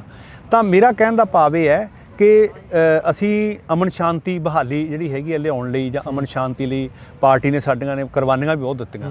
ਸੋ ਅਸੀਂ ਇਸ ਲਈ ਜਿਹੜੇ ਸਾਡੇ ਵਰਕਰ ਸੀ ਜਾਂ ਨਮੋਸ਼ ਹੋਏ ਬੈਠੇ ਸੀ, ਜਾਂ ਚਲੋ ਡਰ ਭੈ ਦੀ ਗੱਲ ਸੀਗੀ, ਪਰ ਅੱਜ ਮੈਂ ਤੁਹਾਨੂੰ ਦੱਸਣਾ ਚਾਹੁੰਦਾ ਕਿ ਚਲੋ ਕਾਨੂੰਨ ਪ੍ਰਧਾਨ ਮੰਤਰੀ ਨੇ ਵਾਪਸ ਲੈ ਲਏ, ਠੀਕ ਹੈ, ਉਹਦਾ ਸਾਰੇ ਦੇਸ਼ ਵਾਸੀਆਂ ਨੇ ਵੀ, ਕਿਸਾਨਾਂ ਨੇ ਵੀ ਧੰਨਵਾਦ ਕੀਤਾ। ਲੇਕਿਨ ਜਿਵੇਂ ਜਿਵੇਂ ਇਲੈਕਸ਼ਨ ਨੇੜੇ ਆ ਰਿਹਾ ਹੈ, ਉਹਦੇ ਮੁਤਾਬਕ ਜਿਹੜਾ ਮੈਨੂੰ ਜੋ ਅਨੁਭਵ ਹੋ ਰਿਹਾ ਹੈ ਕਿ ਲੋਕ ਸਾਰੀਆਂ ਪਾਰਟੀਆਂ ਤੋਂ ਅੱਕ ਕੇ ਭਾਰਤੀ ਜਨਤਾ ਪਾਰਟੀ ਵੱਲ ਜਿਹੜਾ ਹੈਗਾ ਉਹ ਮੂਵ ਕਰ ਰਹੇ ਨੇ, ਔਰ ਉਹ ਇਸ ਗੱਲ ਦੀ ਨਿਸ਼ਾਨੀ ਹੈ ਕਿ ਭਾਰਤੀ ਜਨਤਾ ਪਾਰਟੀ ਦੀਆਂ ਉਹਨਾਂ ਨੂੰ ਨੀਤੀਆਂ ਜਾਂ ਜੋ ਸਾਡੀ ਪਾਰਟੀ ਦੀ ਵਿਚਾਰਧਾਰਾ ਹੈ ਉਹ ਚੰਗੀ ਲੱਗ ਰਹੀ ਹੈ, ਇਸ ਕਰਕੇ ਉਹ ਭਾਰਤੀ ਜਨਤਾ ਪਾਰਟੀ ਵੱਲ ਆ ਰਹੇ ਨੇ। ਚੀਜ਼ ਹੋਰ ਦੱਸਿਓ, ਚਾਹੇ ਸੁਖੀ ਰੰਧਾਵਾ ਦੀ ਗੱਲ ਕਰ ਲਈਏ, ਚਾਹੇ ਅਮਰਿੰਦਰ ਸਿੰਘ ਰਾਜਾ ਵੜਿੰਗ ਦੀ ਗੱਲ ਕਰ ਲਈਏ, ਪਿਛਲੇ ਦਿਨੀ ਵੀ ਉਹਨਾਂ ਨੇ ਜਿਹੜਾ ਆ ਬੜਾ ਹੁੱਬ ਕੇ ਆਖਿਆ ਆ ਸਟੇਜ ਦੇ ਉੱਪਰ ਕਿ ਜੇਕਰ ਜਿਹੜੇ ਕੈਪਟਨ ਅਮਰਿੰਦਰ ਸਿੰਘ ਨੇ, ਅਸੀਂ ਤਾਂ ਪਹਿਲਾਂ ਤੋਂ ਕਹਿ ਰਹੇ ਸੀ, ਪਿਛਲੇ ਦਿਨਾਂ ਤੋਂ ਹੀ ਕਹਿ ਰਹੇ ਸੀ, ਪਿਛਲੇ ਸਾਲਾਂ ਤੋਂ ਕਹਿ ਰਹੇ ਸੀ ਕਿ ਭਾਰਤੀ ਜਨਤਾ ਪਾਰਟੀ ਦੇ ਨਾਲ ਮਿਲੇ ਹੋਏ ਨੇ, ਉਹ ਬੀਜੇਪੀ ਦੇ ਨਾਲ ਮਿਲੇ ਹੋਏ ਨੇ। ਹੁਣ ਅੱਡ ਹੋ ਕੇ ਉਹਨਾਂ ਨੇ ਇੱਕ ਅਲੱਗ ਜਿਹੜਾ ਆ ਦਿਖਾ ਦਿੱਤਾ ਕਿ ਮੈਂ ਵਾਕਿਆ ਦੇ ਵਿੱਚ ਮਿਲਿਆ ਹੋਇਆ ਸੀ। ਉਸ ਤੋਂ ਬਾਅਦ ਅਮਿਤ ਸ਼ਾਹ ਹੋਰਾਂ ਦੇ ਨਾਲ ਜਿਹੜੀਆਂ ਮੀਟਿੰਗਾਂ ਹੁੰਦੀਆਂ, ਉਹਨੂੰ ਕਹਿੰਦੇ ਉਸ ਤੋਂ ਪਹਿਲਾਂ ਤਾਂ ਗਏ ਨਹੀਂ, ਜਦੋਂ ਅਲੱਗ ਹੁੰਦੇ ਨੇ ਉਸ ਤੋਂ ਬਾਅਦ ਚਲੇ ਜਾਂਦੇ ਨੇ। ਕੀ ਲੱਗਦਾ ਪਹਿਲਾਂ ਮੇਲ ਜੋਲ ਸੀਗਾ ਪੂਰਾ? ਦੇਖੋ, ਕਿਸੇ ਸੂਬੇ ਦੇ ਮੁੱਖ ਮੰਤਰੀ ਦਾ ਹੋਮ ਮਿਨਿਸਟਰ ਕੋਲੇ ਜਾਣਾ, ਪ੍ਰਧਾਨ ਮੰਤਰੀ ਕੋਲੇ ਜਾਣਾ, ਇਹ ਇੱਕ ਪ੍ਰੋਟੋਕੋਲ ਹੈ। ਉਹ ਆਪਣੀ ਸਟੇਟ ਵਾਸਤੇ ਦੇਸ਼ ਦੇ ਪ੍ਰਧਾਨ ਮੰਤਰੀ ਕੋਲੇ ਵੀ ਜਾਂਦਾ ਹੈ, ਕੇਂਦਰ ਦੇ ਵਜ਼ੀਰਾਂ ਕੋਲੇ ਵੀ ਜਾਂਦਾ ਹੈ, ਉਹ ਜਾਂਦੇ ਸੀ। ਲੇਕਿਨ ਉਹਨਾਂ ਨੇ ਜਿੰਨੀ ਕੋਸ਼ਿਸ਼ ਕੀਤੀ ਜਾਂ ਗਏ ਪੰਜਾਬ ਲਈ ਜੋ ਕੁਝ ਕੀਤਾ ਉਹ ਉਹਨਾਂ ਨੇ ਕਰਨ ਦੀ ਕੋਸ਼ਿਸ਼ ਕੀਤੀ। ਲੇਕਿਨ ਜਿਹੜੀ ਹੁਣ ਗੱਲ ਹੈ ਕਿ ਜਿਹੜੇ ਕੈਪਟਨ ਅਮਰਿੰਦਰ ਸਿੰਘ ਹੈ, ਕਿਉਂਕਿ ਭਾਰਤੀ ਜਨਤਾ ਪਾਰਟੀ ਵੀ ਇੱਕ ਰਾਸ਼ਟਰਵਾਦੀ ਪਾਰਟੀ ਹੈ, ਉਹ ਖੁਦ ਆਪ ਮਿਲਟਰੀ ਦੇ ਵਿੱਚ ਰਹੇ ਨੇ, ਉਹਨਾਂ ਨੇ ਵੀ ਹਮੇਸ਼ਾ ਰਾਸ਼ਟਰਪਤੀ ਗੱਲ ਕੀਤੀ ਹੈ ਜੀ। ਉਹਨਾਂ ਨੇ ਕਦੇ ਵਾਰ-ਵਾਰ ਕਿਹਾ ਕਿ ਪਾਕਿਸਤਾਨ 'ਚੋਂ ਡਰੋਨ ਆ ਰਹੇ ਨੇ, ਨਸ਼ਾ ਆ ਰਿਹਾ ਹੈ, ਜਾਂ ਰਾਸ਼ਟਰੀ ਸਰਹੱਦਾਂ ਦੀ ਗੱਲ ਵੀ ਉਹ ਵਾਰ-ਵਾਰ ਕੇਂਦਰ ਨਾਲ ਕਰਦੇ ਰਹੇ ਨੇ। ਤਾਂ ਉਹ ਕਿਤੇ ਨਾ ਕਿਤੇ ਜਾ ਕੇ ਜੇ ਬੀਜੇਪੀ ਦੀ ਰਾਸ਼ਟਰਵਾਦੀ ਸੋਚ ਹੈ ਤਾਂ ਉਹ ਵੀ ਰਾਸ਼ਟਰਪਤੀ ਆਪਣਾ ਜਿਹੜਾ ਹੈਗਾ ਇੱਕ ਦੇਸ਼ ਦਾ ਨਾਗਰਿਕ ਹੋਣ ਦੇ ਨਾਂ 'ਤੇ ਸੋਚ ਰੱਖਦੇ ਆ। ਸੋ ਇਸ ਕਰਕੇ ਕਿਤੇ ਨਾ ਕਿਤੇ ਸਾਡੀ ਜਿਹੜੀ ਵਿਚਾਰਧਾਰਾ ਉਹਨਾਂ ਦੇ ਨਾਲ ਮਿਲੀ ਹੈ। ਤਾਂ ਇਸ ਕਰਕੇ ਉਹਨਾਂ ਨੇ ਆਪਦੀ ਇੱਛਾ ਜਤਾਈ। ਤੇ ਮੈਂ ਤੁਹਾਨੂੰ ਪਹਿਲਾਂ ਵੀ ਕਿਹਾ ਸੀ ਕਿ ਜਿੱਥੇ ਇੱਕ ਪੱਖ ਇਹ ਹੈ ਤੇ ਦੂਜਾ ਰਾਜਨੀਤੀ ਦੇ ਵਿੱਚ ਤੁਹਾਨੂੰ ਮੈਂ ਕਿਹਾ ਸੀ ਕਿ ਗੱਠਜੋੜ ਹੋਣਾ ਸੁਭਾਵਿਕ ਹੈ, ਹੁੰਦਾ ਹੀ ਹੈ, ਟੁੱਟਦੇ ਵੀ ਅਤੇ ਹੁੰਦੇ ਵੀ। ਅੱਛਾ, ਇੱਕ ਚੀਜ਼ ਹੋਰ ਦੱਸਿਓ, ਬੀਐਸਐਫ ਦੇ ਘੇਰੇ ਦੀ ਜੇਕਰ ਗੱਲ ਕਰਦੇ ਹਾਂ, ਸਰਹੱਦੀ ਏਰੀਆ ਦੀ ਗੱਲ ਕਰਦੇ ਹਾਂ, ਬੀਐਸਐਫ ਦੇ ਘੇਰਾ ਜਿਹੜਾ ਵਧਾ ਦਿੱਤਾ ਗਿਆ, ਉਹਦੇ ਵਿੱਚ ਜਿਹੜਾ ਵੀ ਪਿੰਡੂ ਏਰੀਆ ਆਉਂਦਾ, ਜਿਹੜੇ ਇਲਾਕੇ ਆਉਂਦੇ ਨੇ, ਉਹਨਾਂ ਦੇ ਵਿੱਚ ਇੱਕ ਤਰ੍ਹਾਂ ਦਾ ਸਹਿਮ ਦਾ ਮਾਹੌਲ ਬਣਦਾ। ਕਿਸਾਨੀ ਅੰਦੋਲਨ ਦੇ ਵਿੱਚ ਸਾਡੀ ਵੀ ਉਹਨਾਂ ਲੋਕਾਂ ਦੇ ਨਾਲ ਗੱਲਬਾਤ ਹੁੰਦੀ ਆ, ਤਾਂ ਉਹ ਕਹਿੰਦੇ ਕਿ ਅਸੀਂ ਜਾਈਏ ਕਿਹੜੇ ਪਾਸੇ, ਅਸੀਂ ਨਾ ਵਿਕਸਿਤ ਹੁੰਦੇ ਹਾਂ, ਨਾ ਕੁਝ ਹੋਰ ਹੁੰਦਾ, ਉੱਤੋਂ ਘੇਰਾ ਸਾਡਾ ਹੋਰ ਵਧਾਤਾ। ਉਹ ਚੀਜ਼ਾਂ ਬਾਰੇ ਸਰਕਾਰ ਕਿੰਨਾ ਕੁ ਸੋਚ ਰਹੀ ਹੈ, ਕਿੰਨਾ ਕੁ ਚਿੰਤਤ ਆ? ਦੇਖੋ, ਗੱਲ ਇਸ ਤਰ੍ਹਾਂ ਹੈ ਕਿ ਪੰਜਾਬ ਦੇ ਵਿੱਚ ਇਕੱਲਾ ਘੇਰਾ ਨਹੀਂ ਵਧਾਇਆ, ਰਾਜਸਥਾਨ 'ਚ ਵੀ ਵਧਾਇਆ, ਗੁਜਰਾਤ 'ਚ ਵੀ ਵਧਾਇਆ, ਪੱਛਮੀ ਬੰਗਾਲ 'ਚ ਵੀ ਵਧਾਇਆ, ਜਿੱਥੇ ਸਾਡੀਆਂ ਸਰਕਾਰਾਂ ਉੱਥੇ ਵੀ ਵਧਾਇਆ। ਦੇਖੋ, ਪਿਛਲੇ ਦਿਨਾਂ ਦੇ ਵਿੱਚ ਤੁਸੀਂ ਦੇਖਿਆ ਹੋਊ ਕਿੰਨੇ ਡਰੋਨ ਫੜੇ ਗਏ, ਕਿੰਨਾ ਨਸ਼ਾ ਫੜਿਆ ਗਿਆ। ਜਿਵੇਂ ਜਿਵੇਂ ਟੈਕਨੋਲੋਜੀ ਚੇਂਜ ਹੁੰਦੀ ਹੈ, ਪਹਿਲਾਂ ਜਿਹੜੇ ਡਰੋਨ ਸੀ ਇਹਨਾਂ ਦੀ ਮਾਰ ਸਿਰਫ 10-12 ਕਿਲੋਮੀਟਰ 'ਚ ਰਹਿੰਦੀ ਸੀ, ਪਰ ਪਿਛਲੇ ਦਿਨਾਂ ਦੇ ਵਿੱਚ ਕੀ ਹੋਇਆ ਕਿ ਜਿਹੜੇ ਡਰੋਨ ਸੀ ਉਹ 50 ਕਿਲੋਮੀਟਰ ਤੱਕ ਆ ਕੇ ਵੀ ਡਿੱਗੇ ਔਰ ਪੁਲਿਸ ਨੇ ਚੱਕੇ। ਦੇਖੋ, ਪੁਲਿਸ ਦੇ ਮਾਮਲੇ ਦੇ ਵਿੱਚ ਬੀਐਸਐਫ ਨੇ ਕੋਈ ਦਖਲਅੰਦਾਜ਼ੀ ਨਹੀਂ ਕਰਨੀ, ਨਾ ਹੀ ਕਿਸੇ ਨਾਗਰਿਕ ਦੇ ਵਿੱਚ ਕਰਨੀ ਹੈ। ਉਹਨਾਂ ਕੋਲੇ ਨਵੇਂ ਜੰਤਰ ਨੇ, ਨਵੇਂ ਔਜ਼ਾਰ ਨੇ, ਜਾਂ ਉਹਨਾਂ ਡਰੋਨਾਂ ਨੂੰ ਪਕੜਨ ਦੀ ਉਹਨਾਂ ਕੋਲੇ ਸਮਰੱਥ ਹੈ, ਤਾਂ ਉਹ ਪੰਜਾਬ ਪੁਲਿਸ ਦੀ ਸਹਾਇਤਾ ਕਰਦੇ ਆ। ਜੇ ਕੋਈ ਸਮਗਲਰ ਮਿਲਦਾ ਵੀ ਹੈ, ਉਹ ਨਹੀਂ ਕੋਈ ਉਹ 'ਤੇ FIR ਕਰਦੇ, ਉਹ ਫੜ ਕੇ ਪੁਲਿਸ ਨੂੰ ਦੇ ਦਿੰਦੇ ਆ। ਲੇਕਿਨ ਮੈਂ ਸਮਝਦਾ ਕਿ ਜਿਹੜੇ ਲੋਕ ਬਲੈਕੀਏ ਹੈ, ਜਾਂ ਜਿਹੜੇ ਕੋਈ ਨਸ਼ਿਆਂ ਦਾ ਜਾਂ ਗੈਰ ਕਾਨੂੰਨੀ ਹਥਿਆਰਾਂ ਦਾ ਜਿਹੜਾ ਇਸਤੇਮਾਲ ਕਰਦੇ ਆ ਜਾਂ ਕਰਾਉਂਦੇ ਆ, ਉਹਨਾਂ ਲੋਕਾਂ ਨੂੰ ਤਾਂ ਮੈਂ ਮੰਨਦਾ ਵੀ BSF ਤੋਂ ਖਤਰਾ ਹੁੰਦਾ ਹੈ। ਲੇਕਿਨ ਜਿਹੜੇ ਪੰਜਾਬ ਦੇ ਸਿਆਸੀ ਲੋਕ ਇਹਦੇ ਉੱਤੇ ਰਾਜਨੀਤੀ ਕਰਦੇ ਆ, ਉਹਨਾਂ ਨੂੰ BSF ਤੋਂ ਕੀ ਖਤਰਾ ਹੋਣਾ ਚਾਹੀਦਾ? ਉਹ ਤਾਂ ਪੰਜਾਬ ਦੀ ਤਰੱਕੀ ਲਈ, ਜਾਂ ਪੰਜਾਬ 'ਚ ਨਸ਼ਾ ਨਾ ਆਵੇ, ਜਾਂ ਹਥਿਆਰ ਨਾ ਸਪਲਾਈ ਹੋਣ, ਉਹਦੇ ਲਈ BSF ਲਾਈ ਹੈ। BSF ਨੇ ਕਦੇ ਵੀ ਪੰਜਾਬ ਦੇ ਮਨੁੱਖੀ ਅਧਿਕਾਰਾਂ ਦੇ ਵਿੱਚ ਜਾਂ ਪੁਲਿਸ ਦੇ ਵਿੱਚ ਦਖਲਅੰਦਾਜ਼ੀ ਨਹੀਂ ਕੀਤੀ, ਨਾ ਹੀ ਕੋਈ ਪੁਲਿਸ ਦੇ ਅਧਿਕਾਰ ਉਹਨਾਂ ਨੇ ਖੋਹੇ ਆ। ਅੱਛਾ, ਜੇਕਰ ਕਾਂਗਰਸ ਦੀ ਗੱਲ ਕਰਾਂ, ਸੋਢੀ ਸਾਹਿਬ ਕਿਵੇਂ ਦੇਖਦੇ ਹੋ ਇਸ ਇੰਨੇ ਕੁ ਸਮੇਂ ਨੂੰ, ਜਿੰਨੇ ਸਮੇਂ ਦੇ ਵਿੱਚ ਕੈਬਨਿਟ ਚੇਂਜ ਹੋਈ ਆ, ਮੁੱਖ ਮੰਤਰੀ ਚੇਂਜ ਹੋਏ ਨੇ, ਕਹਿੰਦੇ ਨੇ ਕਿ ਮੈਂ ਆਮ ਘਰ ਦਾ ਮੁੱਖ ਮੰਤਰੀ ਆ, ਵੱਡੇ ਵੱਡੇ ਬੋਰਡ ਵੀ ਲੱਗੇ ਹੋਏ ਨੇ ਕਿ ਘਰ ਘਰ ਦੇ ਵਿੱਚ ਚੱਲੀ ਗੱਲ, ਚੰਨੀ ਕਰਦਾ ਮਸਲੇ ਹੱਲ। ਤੁਸੀਂ ਤਾਂ ਲੋਕਾਂ ਦੇ ਵਿੱਚ ਰਹਿੰਦੇ ਹੋ ਜਿਸ ਤਰ੍ਹਾਂ ਦੇ ਨਾਲ, ਨਾ ਤਾਂ ਤੁਹਾਨੂੰ ਕੀ ਲੱਗਦਾ ਇੱਕ ਰਾਜਨੀਤੀ ਇੱਕ ਲੀਡਰ ਹੋਣ ਦੇ ਨਾਤੇ ਕੀ ਦੇਖਦੇ ਹੋ ਕਿ ਹੱਲ ਹੋ ਰਹੇ ਆ ਮਸਲੇ, ਉਹ ਗੱਲਾਂ ਜਿਹੜੀਆਂ ਕਰੀਆਂ ਉਹ ਤੇ ਪੂਰੇ ਉਤਰ ਰਹੇ ਆ? ਦੇਖੋ, ਬਾਰ-ਬਾਰ ਮੁੱਖ ਮੰਤਰੀ ਬਦਲਣ ਨਾਲ ਮਸਲੇ ਹੱਲ ਨਹੀਂ ਹੁੰਦੇ। ਮੇਰਾ ਕਹਿਣ ਦਾ ਭਾਵ ਇਹ ਹੈ ਕਿ ਇਹ 3 ਮਹੀਨਿਆਂ ਦੇ ਵਿੱਚ ਚੰਨੀ ਸਾਹਿਬ ਜਿੱਦੇ ਮੁੱਖ ਮੰਤਰੀ ਬਣੇ, ਉਹਨਾਂ ਨੇ ਕਿਹਾ ਕਿ 8 ਅਕਤੂਬਰ ਤੋਂ ਬਾਅਦ ਜੀ ਸੜਕ ਦੇ ਉੱਪਰ ਕੋਈ ਧਰਨਾ ਨਹੀਂ ਲੱਗੂਗਾ, ਕੋਈ ਬੇਰੁਜ਼ਗਾਰ ਟੈਂਕੀਆਂ ਤੇ ਚੜੂਗਾ, ਕੋਈ ਸੜਕਾਂ ਤੇ ਨਹੀਂ ਬੈਠੂਗਾ। ਲੇਕਿਨ ਤੁਸੀਂ ਅੱਜ ਹਾਲਾਤ ਵੇਖ ਲਓ, ਕੱਚੇ ਕਾਮੇ ਬੈਠੇ ਆ, ETT ਦੇ ਅਧਿਆਪਕ ਬੈਠੇ ਆ, ਜਾਂ ਟੈਂਕੀਆਂ ਤੇ ਲੋਕ ਚੜੇ ਬੈਠੇ ਨੇ ਜਿਹੜੇ ਬੇਰੁਜ਼ਗਾਰ ਨੇ, ਕਿਵੇਂ ਕੁੱਟਿਆ ਜਾ ਰਿਹਾ ਆ। ਤੁਸੀਂ ਮਾਨਸਾ ਦੇਖਿਆ ਕਿ ਇਹਨਾਂ ਦਾ ਜਿਹੜਾ ਸਿਕਿਉਰਿਟੀ ਅਫਸਰ ਸੀ, ਕਿਵੇਂ DSP, ਉਹਨੇ ਪਸ਼ੂਆਂ ਵਾਂਗੂ ਨੌਜਵਾਨਾਂ ਨੂੰ ਕੁੱਟਿਆ। ਔਰ ਮੈਂ ਤੁਹਾਨੂੰ ਦੱਸਦਾ, ਰਾਤ ਮੇਰੇ ਕੋਲੇ ਉਹ ਆ ਕੇ ਗਏ ਆ, ਉਹ ਜਿਹੜੇ ਬੱਚੇ ਸੀ, ਉਹਨਾਂ ਬੱਚਿਆਂ ਦਾ ਜਿਹੜਾ ਮਾਮਲਾ ਸੈਂਟਰ ਤੱਕ ਅਸੀਂ ਉਹਨਾਂ ਦੀ ਅਪਰੋਚ ਕਰ ਰਹੇ ਹਾਂ। ਤਾਂ ਦੇਖੋ, ਮੈਂ ਸਮਝਦਾ ਇਕੱਲਾ ਐਲਾਨ ਵਾਲਾ ਮੁੱਖ ਮੰਤਰੀ ਹੈ। ਹੁਣ ਜੇ ਕਿਸੇ ਨੂੰ ਕਹਿ ਦੇਣਾ ਜੀ ਮੈਂ ਪਸ਼ੂ ਵੀ ਬੰਨ੍ਹਦਾ ਰਿਹਾ, ਮੈਂ ਧਾਰਾਂ ਵੀ ਚੋਂਦਾ ਰਿਹਾ, ਮੈਂ ਟੈਂਟ ਵੀ ਲਾਉਂਦਾ ਰਿਹਾ, ਮੈਂ ਸਪੀਕਰ ਵੀ ਲਾਉਂਦਾ ਰਿਹਾ। ਦੇਖੋ, ਜ਼ਿੰਦਗੀ ਦੇ ਵਿੱਚ ਹਰ ਇੱਕ ਬੰਦਾ ਕੰਮ ਕਰਦਾ ਹੈ। ਅਸੀਂ ਵੀ ਬਚਪਨ ਤੋਂ ਪਿੰਡਾਂ 'ਚ ਰਹੇ ਹਾਂ। ਹੁਣ ਜੇ ਅਸੀਂ ਇਹ ਸੁਣਾਈਏ ਵੀ ਅਸੀਂ ਆਹ ਕੀਤਾ ਜੀ, ਅਸੀਂ ਪਸ਼ੂ ਰੱਖਦੇ ਰਹੇ ਹਾਂ, ਧਾਰਾਂ ਚੋਂਦੇ ਰਹੇ ਹਾਂ, ਇਹ ਗੱਲਾਂ ਲੋਕ ਨਹੀਂ ਚਾਹੁੰਦੇ। ਲੋਕ ਕੰਮ ਚਾਹੁੰਦੇ ਆ, ਲੋਕ ਰੁਜ਼ਗਾਰ ਚਾਹੁੰਦੇ ਆ, ਲੋਕ ਗੱਲਾਂ ਨਹੀਂ ਚਾਹੁੰਦੇ। ਤੁਸੀਂ ਅੱਜ ਦੇਖੋ, ਚੰਨੀ ਸਾਹਿਬ ਤਾਂ ਮੈਂ ਮੰਨਦਾ ਹੀ ਨਹੀਂ ਮੁੱਖ ਮੰਤਰੀ ਹੈ। ਮੁੱਖ ਮੰਤਰੀ ਦਾ ਨਵਜੋਤ ਸਿੰਘ ਸਿੱਧੂ ਬਣਿਆ ਬੈਠਾ ਇਹਨਾਂ ਦਾ। ਜਿਹੜੇ ਮੁੱਖ ਮੰਤਰੀ ਦੇ ਲਾਏ ਹੋਏ AG ਬਦਲਾਤੇ, ਜਿਹੜੇ ਮੁੱਖ ਮੰਤਰੀ ਦੇ ਲਾਏ ਹੋਏ DGP ਬਦਲਾਤੇ, ਉਹਨੂੰ ਪਾਵਰ ਨਹੀਂ ਹੈ, ਉਹ ਮੁੱਖ ਮੰਤਰੀ ਕਾਹਦਾ? ਤੇ ਲੋਕਾਂ ਨੂੰ ਉਹ ਕੀ ਨਿਆਂ ਦੇਊਗਾ, ਲੋਕਾਂ ਲਈ ਕੀ ਕੰਮ ਕਰੂਗਾ? ਮੈਂ ਤੁਹਾਨੂੰ ਪਹਿਲਾਂ ਵੀ ਕਿਹਾ ਕਿ ਕਾਂਗਰਸ ਹਰ ਮੁੱਦੇ ਤੇ ਫੇਲ ਹੋ ਗਈ। 4 ਗਰੁੱਪ ਬਣ ਗਏ। ਅੱਜ ਜਾਖੜ ਗਰੁੱਪ ਅਲੱਗ ਹੈ, ਚੰਨੀ ਗਰੁੱਪ ਅਲੱਗ ਹੈ, ਅੱਜ ਪ੍ਰਤਾਪ ਸਿੰਘ ਬਾਜਵੇ ਦਾ ਗਰੁੱਪ ਅਲੱਗ ਹੈ, ਸਿੱਧੂ ਗਰੁੱਪ ਅਲੱਗ ਹੈ। ਉਹ ਜਿਹੜੇ ਆਪ ਹੀ ਲੜੀ ਜਾਂਦੇ ਆ, ਲੋਕਾਂ ਦਾ ਕੀ ਕਰਨਗੇ? ਸੁਨੀਲ ਜਾਖੜ ਤਾਂ ਕਹਿੰਦੇ ਕਿਹੜੇ ਘਰ ਦੇ ਵਿੱਚ ਲੜਾਈ ਨਹੀਂ ਹੁੰਦੀ, ਸਾਡੇ ਘਰੇ ਵੀ ਲੜਾਈ ਆ, ਮੈਨੂੰ ਦਿਖਾ ਦਿਓ। ਉਹ ਇਸ ਤਰ੍ਹਾਂ ਦੀ ਲੜਾਈ ਥੋੜਾ ਹੁੰਦੀ ਹੈ ਜੀ। ਇੱਕ ਪਾਰਟੀ ਦਾ ਮੁੱਖ ਮੰਤਰੀ ਬਣਿਆ ਹੋਇਆ ਸਟੇਜ ਤੋਂ ਐਲਾਨ ਕਰਦਾ ਮੈਂ ਆਹ ਕਰੂੰਗਾ, ਤੇ ਪਾਰਟੀ ਦਾ ਪ੍ਰਧਾਨ ਹੀ, ਮੈਂ ਪਹਿਲੀ ਵਾਰ ਦੇਖਿਆ ਆਪਣੀ 30 ਸਾਲਾਂ ਦੀ ਰਾਜਨੀਤੀ 'ਚ, ਔਰ ਪਾਰਟੀ ਦਾ ਪ੍ਰਧਾਨ ਉਹਦੀ ਹਵਾ ਕੱਢ ਦਿੰਦਾ, ਨਹੀਂ ਜੀ ਇਹਦਾ ਨਹੀਂ ਹੋਊਗਾ, ਪੈਸੇ ਨਹੀਂਗਾ। ਦੇਖੋ, ਤੇ ਫਿਰ ਉਹ ਮੁੱਖ ਮੰਤਰੀ ਕਾਹਦਾ? ਮੈਂ ਤਾਂ ਕਹਿਣਾ ਪੰਜਾਬ ਦੀ ਬਦਕਿਸਮਤੀ ਹੈ ਕਿ ਜਦੋਂ ਕਿਸੇ ਸਰਕਾਰ ਦਾ ਅਖੀਰਲਾ ਸਾਲ ਹੁੰਦਾ, ਉਸ ਸਾਲ ਦੇ ਵਿੱਚ ਉਹ ਜਿਹੜੀ ਸਰਕਾਰ ਹੁੰਦੀ ਹੈ ਉਹ ਲੋਕਾਂ ਦੇ ਕੰਮ ਕਰਦੀ ਹੈ, ਲੋਕਾਂ ਦਾ ਵਿਕਾਸ ਕਰਦੀ ਹੈ ਕਿ ਆਹ ਭਾਈ ਅਖੀਰਲਾ ਸਾਲ ਹੈ, ਹੁਣ ਆਪਾਂ ਦਵਾ ਵੋਟਾਂ ਆਉਣ ਵਾਲੀਆਂ, ਆਪਾਂ ਕੰਮ ਕਰੀਏ। ਲੇਕਿਨ ਪੰਜਾਬ ਦੀ ਤਰਾਸਦੀ ਹੈ ਕਿ ਇਹਨਾਂ ਨੇ ਪਿਛਲੇ 6 ਮਹੀਨਿਆਂ ਤੋਂ ਆਪਣੀ ਲੜਾਈ ਕੁਰਸੀ ਦੀ ਖਾਤਰ ਪੰਜਾਬ ਦਾ ਉਹ ਨੁਕਸਾਨ ਕਰਤਾ, ਆਉਣ ਵਾਲੀਆਂ ਪੀੜ੍ਹੀਆਂ ਇਹਨਾਂ ਨੂੰ ਮਾਫ ਨਹੀਂ ਕਰਨਗੀਆਂ। ਅੱਛਾ, ਇੱਕ ਚੀਜ਼ ਹੋਰ ਦੱਸਿਓ ਕਿ ਨਰਿੰਦਰ ਮੋਦੀ ਪ੍ਰਧਾਨ ਮੰਤਰੀ ਦੇਸ਼ ਦੇ ਪੰਜਾਬ ਪ੍ਰਤੀ ਕਿੰਨੇ ਕੁ ਚਿੰਤਤ ਨੇ? ਤੁਸੀਂ ਮਿਲ ਕੇ ਆਏ ਹੋ, ਗੱਲਬਾਤ ਹੁੰਦੀ ਹੋਣੀ ਆ, ਪੰਜਾਬ ਪ੍ਰਤੀ ਗੱਲਬਾਤ ਹੁੰਦੀ ਹੋਣੀ ਆ, ਪੰਜਾਬ ਦੇ ਲੀਡਰ ਨੂੰ ਕਿੰਨੇ ਕੁ ਚਿੰਤਤ ਨੇ? ਦੇਖੋ ਕੀ ਬਦਲ ਕੀ ਚਾਹੁੰਦੇ ਨੇ ਪੰਜਾਬ ਦੇ ਵਿੱਚ? ਪ੍ਰਧਾਨ ਮੰਤਰੀ ਨਰਿੰਦਰ ਮੋਦੀ ਕੀ ਬਦਲ ਕਰਨਾ ਚਾਹੁੰਦੇ ਨੇ?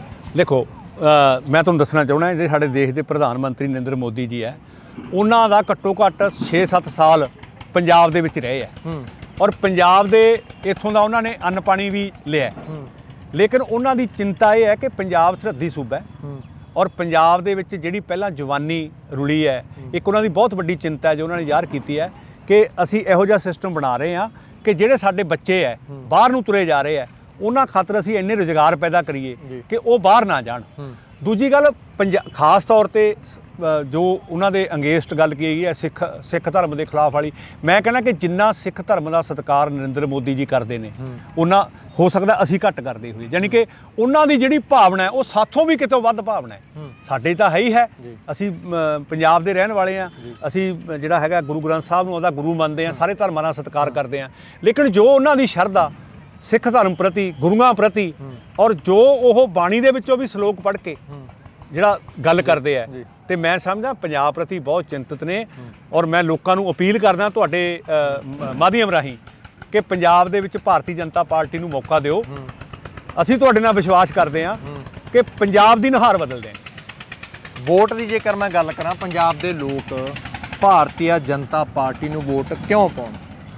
ਦੇਖੋ ਹਰ ਇੱਕ ਪਾਰਟੀ ਨੇ ਆਪਣੇ ਮੁੱਦੇ ਲੈ ਕੇ ਜਾਣੇ ਹੁੰਦੇ ਔਰ ਦੇਖੋ ਅਸੀਂ ਪਹਿਲਾਂ ਇੱਥੋਂ ਲੋਕ ਸਭਾ ਦੀਆਂ ਇਲੈਕਸ਼ਨ ਲੜਿਆ, ਸਾਡੀਆਂ 3 ਸੀਟਾਂ ਦੇ ਵਿੱਚੋਂ 2 ਸੀਟਾਂ ਆਈਆਂ ਔਰ ਕਿਸੇ ਸਮੇਂ ਸਾਨੂੰ 23 ਦੇ ਵਿੱਚੋਂ ਅਸੀਂ 19 ਸੀਟਾਂ ਵੀ ਜਿੱਤੇ ਔਰ ਪੁਰਾਣਾ ਸਮਾਂ ਵੀ ਤੁਹਾਡੇ ਯਾਦ ਹੋਊਗਾ ਕਿ ਜਦੋਂ ਬੀਜੇਪੀ ਇੱਕ ਵਾਰੀ 92 ਚ ਇਕੱਲਿਆਂ ਲੜੀ ਸੀ, ਉਦੋਂ ਵੀ 3 ਸੀਟਾਂ ਭਾਰਤੀ ਜਨਤਾ ਪਾਰਟੀ ਨੇ ਜਿੱਤੀਆਂ ਸੀਗੀਆਂ। ਸੋ ਭਾਰਤੀ ਜਨਤਾ ਪਾਰਟੀ ਨੇ ਦੇਸ਼ ਲਈ ਕੰਮ ਕੀਤਾ, ਦੇਸ਼ ਦੇ ਲੋਕਾਂ ਲਈ ਸਕੀਮਾਂ ਲੈ ਕੇ ਆਏ ਨੇ ਔਰ ਉਹ ਸਕੀਮਾਂ ਘਰ ਘਰ ਤੱਕ ਪਹੁੰਚੀਆਂ ਵੀ ਨੇ, ਗਰਾਊਂਡ ਲੈਵਲ ਤੇ ਵੀ ਆਈਆਂ ਨੇ ਔਰ ਭਾਰਤੀ ਜਨਤਾ ਪਾਰਟੀ ਦੇ ਵਿੱਚ ਲੋਕਾਂ ਦਾ ਵਿਸ਼ਵਾਸ ਹੈ। ਸਾਨੂੰ ਪਤਾ ਹੈ, ਠੀਕ ਹੈ ਕਿ ਤੁਸੀਂ ਵੀ ਲੋਕਾਂ ਨਾਲ ਗੱਲ ਕਰਦੇ ਹੋਵੋਗੇ, ਲੇਕਿਨ ਮੈਂ ਨਹੀਂ ਇਹ ਗੱਲ ਮੰਨਦਾ ਕਿ ਭਾਰਤੀ ਜਨਤਾ ਪਾਰਟੀ ਨੂੰ ਪੰਜਾਬ ਦੇ ਲੋਕ ਵੋਟ ਨਹੀਂ ਕਰਨਗੇ। ਭਾਰਤੀ ਜਨਤਾ ਪਾਰਟੀ ਇੱਕ ਸਾਰੇ ਧਰਮਾਂ ਦਾ, ਸਾਰੇ ਦਾ ਸਤਿਕਾਰ ਕਰਨ ਵਾਲੀ ਪਾਰਟੀ ਹੈ, ਸਾਰੇ ਵਰਗਾਂ ਨੂੰ ਪ੍ਰਤੀਨਿਧਤਾ ਦੇਣ ਵਾਲੀ ਪਾਰਟੀ ਹੈ। ਅੱਜ ਸਾਡਾ ਐਸਸੀ ਮੋਰਚਾ ਵੀ ਗਠਿਤ ਹੈ, ਅੱਜ ਸਾਡਾ ਓਬੀਸੀ ਮੋਰਚਾ ਵੀ ਗਠਿਤ ਹੈ, ਅੱਜ ਸਾਡਾ ਯੁਵਾ ਮੋਰਚਾ ਵੀ ਗਠਿਤ ਹੈ, ਸਾਡਾ ਮਹਿਲਾ ਮੋਰਚਾ ਵੀ ਗਠਿਤ ਹੈ ਔਰ ਸਾਡੀਆਂ ਇੰਨੀਆਂ ਟੀਮਾਂ ਬਣੀਆਂ ਹੋਈਆਂ ਨੇ। ਤੇ ਜਿਹੜੀ ਸਰਕਾਰ ਨੇ ਦੇਸ਼ ਦੇ ਲਈ ਇੰਨਾ ਕੰਮ ਕੀਤਾ, ਲੋਕਾਂ ਲਈ ਇੰਨਾ ਕੰਮ ਕੀਤਾ, ਲੋਕਾਂ ਲਈ ਸਕੀਮਾਂ ਦਿੱਤੀਆਂ ਤੇ ਉਹ ਲੋਕਾਂ ਨੇ ਸਕੀਮਾਂ ਦਾ ਲਾਹਾ ਲਿਆ ਵੀ ਹੈ ਤੇ ਉਹ ਵੋਟ ਕਿਵੇਂ ਨਹੀਂ ਕਰਨਗੇ? ਉਹ ਕਰਨਗੇ। ਇੱਕ ਚੀਜ਼ ਹੋਰ ਦੱਸਿਓ ਫਿਰ, ਦਿਆਲਦਾਸ ਸੋਢੀ ਜਿਹੜੇ ਆ ਕਿੱਥੋਂ ਲੜ ਰਹੇ ਆ? ਦੇਖੋ ਮੈਂ ਤਾਂ ਭਾਰਤੀ ਜਨਤਾ ਪਾਰਟੀ ਦਾ ਇੱਕ ਵਫਾਦਾਰ ਸਿਪਾਹੀ ਹਾਂ। ਸਾਰੇ ਇਹ ਕਹਿੰਦੇ ਹੁੰਦੇ ਆ। ਨਹੀਂ, ਦੇਖੋ ਮੈਂ ਪਿਛਲੇ ਲਗਭਗ 25 ਤੋਂ 30 ਸਾਲਾਂ ਦੇ ਦਰਮਿਆਨ ਮੈਂ ਪਾਰਟੀ ਦੀ ਸੇਵਾ ਲਈ ਲੱਗਿਆ ਹੋਇਆ। ਅਸੀਂ ਪਹਿਲਾਂ ਵੀ ਕਦੇ ਜਦੋਂ ਸਾਡੀ ਭਾਈਵਾਲ ਪਾਰਟੀ ਇਧਰੋਂ ਚੋਣ ਲੜਦੀ ਸੀ ਤੇ ਅਸੀਂ ਉਦੋਂ ਵੀ ਆਪਣੀ ਪਾਰਟੀ ਸਮਝ ਕੇ ਉਹਨਾਂ ਦੀ ਜਿਹੜੀ ਸੀ ਪੂਰੀ ਮਦਦ ਕਰਦੇ ਸੀ। ਅਸੀਂ ਪਹਿਲਾਂ ਵੀ ਕੋਈ ਲਾਲਚ ਨਹੀਂ ਕੀਤਾ ਸੀ। ਭਾਰਤੀ ਜਨਤਾ ਪਾਰਟੀ ਦਾ ਵਫਾਦਾਰ ਸਿਪਾਹੀ ਹੋਣ ਦੇ ਨਾਤੇ ਪਾਰਟੀ ਜੋ ਹੁਕਮ ਲਾਊਗੀ, ਜੇ ਉਹਨੇ ਸੰਗਠਨ 'ਚ ਕੰਮ ਲੈਣਾ ਤਾਂ ਸੰਗਠਨ 'ਚ ਵੀ ਕੰਮ ਕਰਾਂਗੇ, ਜੇ ਉਹਨਾਂ ਨੇ ਹੁਕਮ ਲਾਤਾ ਕਿ ਤੁਹਾਨੂੰ ਇਲੈਕਸ਼ਨ ਲੜਾਉਣਾ ਹੈ ਤੇ ਫਿਰ ਇਲੈਕਸ਼ਨ ਵੀ ਲੜਾਂਗੇ। ਸੋਚ ਤਾਂ ਹੋਊਗੀ। ਨਹੀਂ ਦੇਖੋ ਮੇਰਾ ਦੀ ਸੋਚ ਤਾਂ ਹੁੰਦੀ ਆ ਕੋਈ ਨਾ ਕੋਈ। ਸੋਚ ਰਾਜਨੀਤੀ 'ਚ ਹਰ ਬੰਦੇ ਦੀ ਸੋਚ ਹੁੰਦੀ ਹੈ, ਲੇਕਿਨ ਅਸੀਂ ਆਪਦੀ ਪਾਰਟੀ ਹਾਈ ਕਮਾਨ ਦੇ ਉੱਪਰ ਛੱਡਿਆ ਹੋਇਆ, ਜਿਵੇਂ ਉਹਦਾ ਫੈਸਲਾ ਹੋਊਗਾ ਅਸੀਂ ਉਸ ਫੈਸਲੇ ਤੇ ਫੁੱਲ ਚੜਾਵਾਂਗੇ। ਦਿਆਲਦਾਸ ਤੁਹਾਡੀ ਚਾਹੁੰਦੇ ਤਾਂ ਹੈ ਕਿ ਮੈਂ ਲੜਾਂ ਕਿਤੋਂ ਨਾ ਕਿਤੋਂ। ਦੇਖੋ ਰਾਜਨੀਤੀ 'ਚ ਖਾਸ ਹੁੰਦੀ ਹੈ, ਮੈਂ ਮੰਨਦਾ ਲੇਕਿਨ ਅਸੀਂ ਪਾਰਟੀ ਦਾ ਹੁਕਮ ਮੰਨਾਂਗੇ। ਜੇ ਪਾਰਟੀ ਨੇ ਕਿਹਾ ਇਲੈਕਸ਼ਨ ਲੜਨਾ ਹੈ ਤਾਂ ਅਸੀਂ ਇਲੈਕਸ਼ਨ ਲੜਾਂਗੇ, ਕੋਈ ਚੱਕਰ ਨਹੀਂ। ਜੇ ਉਹਨਾਂ ਨੇ ਕਿਹਾ ਨਹੀਂ ਪਾਰਟੀ 'ਚ ਹੀ ਕੰਮ ਕਰਾਉਣਾ ਹੈ ਤੇ ਅਸੀਂ ਪਾਰਟੀ 'ਚ ਕੰਮ ਕਰਾਂਗੇ। ਦਿਆਲਦਾਸ ਸੋਢੀ ਫਿਰ ਲੋਕਾਂ ਦੇ ਵਿੱਚ ਵਿਚਰਦੇ ਆ, ਮੰਨ ਲਓ ਜੇ ਟਿਕਟ ਮਿਲਦੀ ਆ, ਕੀ ਲੱਗਦਾ ਦਿਆਲਦਾਸ ਸੋਢੀ ਜਿਹੜੇ ਨੇ ਆਪਣੀ ਸੀਟ ਭਾਜਪਾ ਦੀ ਝੋਲੀ ਦੇ ਵਿੱਚ ਪਾਉਣਗੇ ਜਾਂ ਨਹੀਂ? ਦੇਖੋ ਹਰ ਇੱਕ ਬੰਦਾ ਜਿਹੜਾ ਹੈ ਉਹ ਆਸਬੰਦ ਹੁੰਦਾ ਹੈ। ਮੇਰਾ ਕਹਿਣਾ ਇਹ ਹੈ ਕਿ ਅਸੀਂ ਹਮੇਸ਼ਾ ਆਪਣੇ ਹਿੱਤ ਪਾਸੇ ਰੱਖ ਕੇ ਅਸੀਂ ਪਹਿਲਾਂ ਸਾਡੀ ਜਿਹੜੀ ਵਿਚਾਰਧਾਰਾ ਸੀ ਉਹ ਸੋਚਦੇ ਹਾਂ ਕਿ ਜਿਹੜਾ ਗਰੀਬੀ ਦੀ ਅਖੀਰਲੀ ਰੇਖਾ ਤੇ ਗਰੀਬ ਤੋਂ ਗਰੀਬ ਵਿਅਕਤੀ ਹੈ ਉਹਦੇ ਤੱਕ ਸਾਡੀ ਹਰ ਯੋਜਨਾ ਪਹੁੰਚੇ। ਸਾਡਾ ਇਹ ਸਿਧਾਂਤ ਹੈ, ਅਸੀਂ ਇਹੀ ਕਰਨਾ ਚਾਹੁੰਦੇ ਹਾਂ। ਅਸੀਂ ਜਦੋਂ ਉਹਨਾਂ ਲੋਕਾਂ ਲਈ ਕੰਮ ਕਰ ਰਹੇ ਹਾਂ ਮੈਂ ਤੁਹਾਨੂੰ ਇੱਕ ਗੱਲ ਦੱਸਦਾ, ਮੈਂ ਰਾਜਨੀਤੀ ਦੇ ਵਿੱਚ ਮੇਰਾ ਆਉਣ ਦਾ ਕਾਰਨ ਸੀ ਕਿ ਇੱਕ ਬਹੁਤ ਵੱਡੀ ਬੰਦਾ ਵਿਅਕਤੀ ਇਸ ਮੰਚ ਤੇ ਸੇਵਾ ਕਰ ਸਕਦਾ ਹੈ। ਜੀ ਕੀ ਕਰ ਸਕਦਾ ਹੈ? ਮੰਨ ਲਓ ਕੋਈ ਗਰੀਬ ਹੈ, ਜੀ ਉਹਦੀ ਆਪਾਂ ਇੱਕ ਪੈਨਸ਼ਨ ਲਵਾ ਦਈਏ, ਜੀ ਐਦੋਂ ਵੱਡਾ ਪੁੰਨ ਵਾਲਾ ਕੰਮ ਕੀ ਹੋਊਗਾ? ਬਿਲਕੁਲ। ਜਿਹੜਾ ਕਈ ਵਾਰੀ ਬੰਦੇ ਨੂੰ ਕੋਈ ਸਰਕਾਰੀ ਦਰਬਾਰੇ ਨਹੀਂ ਸੁਣਦਾ, ਕਿਸੇ ਗਰੀਬ ਘਰ ਦੀ ਲੜਕੀ ਦਾ ਵਿਆਹ ਹੈ, ਉਹਨੂੰ ਆਪਾਂ ਸਗਨ ਸਕੀਮ ਚੈੱਕ ਦਵਾ ਦਈਏ, ਐਦੋਂ ਵੱਡਾ ਪੁੰਨ ਕੀ ਹੈ? ਤਾਂ ਰਾਜਨੀਤੀ ਵੀ ਇੱਕ ਸੇਵਾ ਦਾ ਮਾਧਿਅਮ ਹੈ। ਅਸੀਂ ਸੇਵਾ ਦੇ ਰੂਪ 'ਚ ਹੀ ਕੰਮ ਕਰ ਰਹੇ ਹਾਂ। ਅਸੀਂ ਹਮੇਸ਼ਾ ਆਪਣੇ ਹਿੱਤ ਪਾਸੇ ਰੱਖ ਕੇ, ਦੇਸ਼ ਦੇ ਹਿੱਤ ਨੂੰ ਪਹਿਲਾਂ ਰੱਖ ਕੇ, ਗਰੀਬਾਂ ਦੀ ਤਰੱਕੀ ਲਈ, ਹਰ ਵਰਗ ਦੀ ਤਰੱਕੀ ਲਈ ਭਾਰਤੀ ਜਨਤਾ ਪਾਰਟੀ ਹਮੇਸ਼ਾ ਵਚਨਬੱਧ ਹੈ। ਸੋਢੀ ਸਾਹਿਬ, ਤੁਸੀਂ ਇਸ ਕੀਮਤੀ ਸਮੇਂ ਦੇ ਵਿੱਚ ਸਮਾਂ ਦਿੱਤਾ, ਤੁਹਾਡਾ ਬਹੁਤ ਬਹੁਤ ਧੰਨਵਾਦ। ਸਤਿ ਸ਼੍ਰੀ ਅਕਾਲ। ਬਹੁਤ ਸੋ ਭਾਰਤੀ ਜਨਤਾ ਪਾਰਟੀ ਤੋਂ ਮੇਰੇ ਨਾਲ ਦਿਆਲਦਾਸ ਸੋਢੀ ਹੋਰੀ ਸੀ। ਹਾਲਾਂਕਿ ਜਿਸ ਤਰ੍ਹਾਂ ਦੇ ਨਾਲ ਗੱਲਬਾਤ ਹਰ ਪਾਰਟੀ ਦੇ ਨੁਮਾਇੰਦੇ ਦੇ ਨਾਲ ਹੁੰਦੀ ਆ ਰਹੀ ਹੈ, ਆਖਦਾ ਕਿ ਅਸੀਂ ਪੂਰਨ ਰੂਪ ਦੇ ਵਿੱਚ ਬਹੁਮਤ ਪ੍ਰਾਪਤ ਕਰਕੇ ਪੰਜਾਬ ਤੇ ਜਿਹੜਾ ਹੈਗਾ ਆ ਆਪਣਾ ਕਾਬਜ ਹੋਵਾਂਗੇ, ਪੰਜਾਬ ਤੇ ਸਿੰਘਾਸਣ ਤੇ ਕਾਬਜ ਹੋਵਾਂਗੇ। ਉਹ ਗੱਲ ਜਿਹੜੀ ਹੈਗੀ ਆ ਦਿਆਲਦਾਸ ਸੋਢੀ ਹੋਰਾਂ ਨੇ ਕੀਤੀ ਆ। ਕੋਸ਼ਿਸ਼ ਕਰਾਂਗੇ ਇਸ ਪ੍ਰੋਗਰਾਮ ਦੇ ਵਿੱਚ ਸਮੇਂ-ਸਮੇਂ ਤੇ ਵੱਖ-ਵੱਖ ਪਾਰਟੀਆਂ ਦੇ ਵੱਖ-ਵੱਖ ਨੁਮਾਇੰਦਿਆਂ ਦੇ ਨਾਲ ਤੁਹਾਡੀ ਮੁਲਾਕਾਤ ਕਰਵਾਈ ਜਾਵੇ। ਹੁਣ ਆਪਣੇ ਦੋਸਤ ਜਸ ਕਰੇ ਬੰਦੇ ਹੋ ਇਜਾਜ਼ਤ, ਦੇਖਤੇ ਰਹੋ RMB ਟੈਲੀਵਿਜ਼ਨ। ਧੰਨਵਾਦ ਜੀ।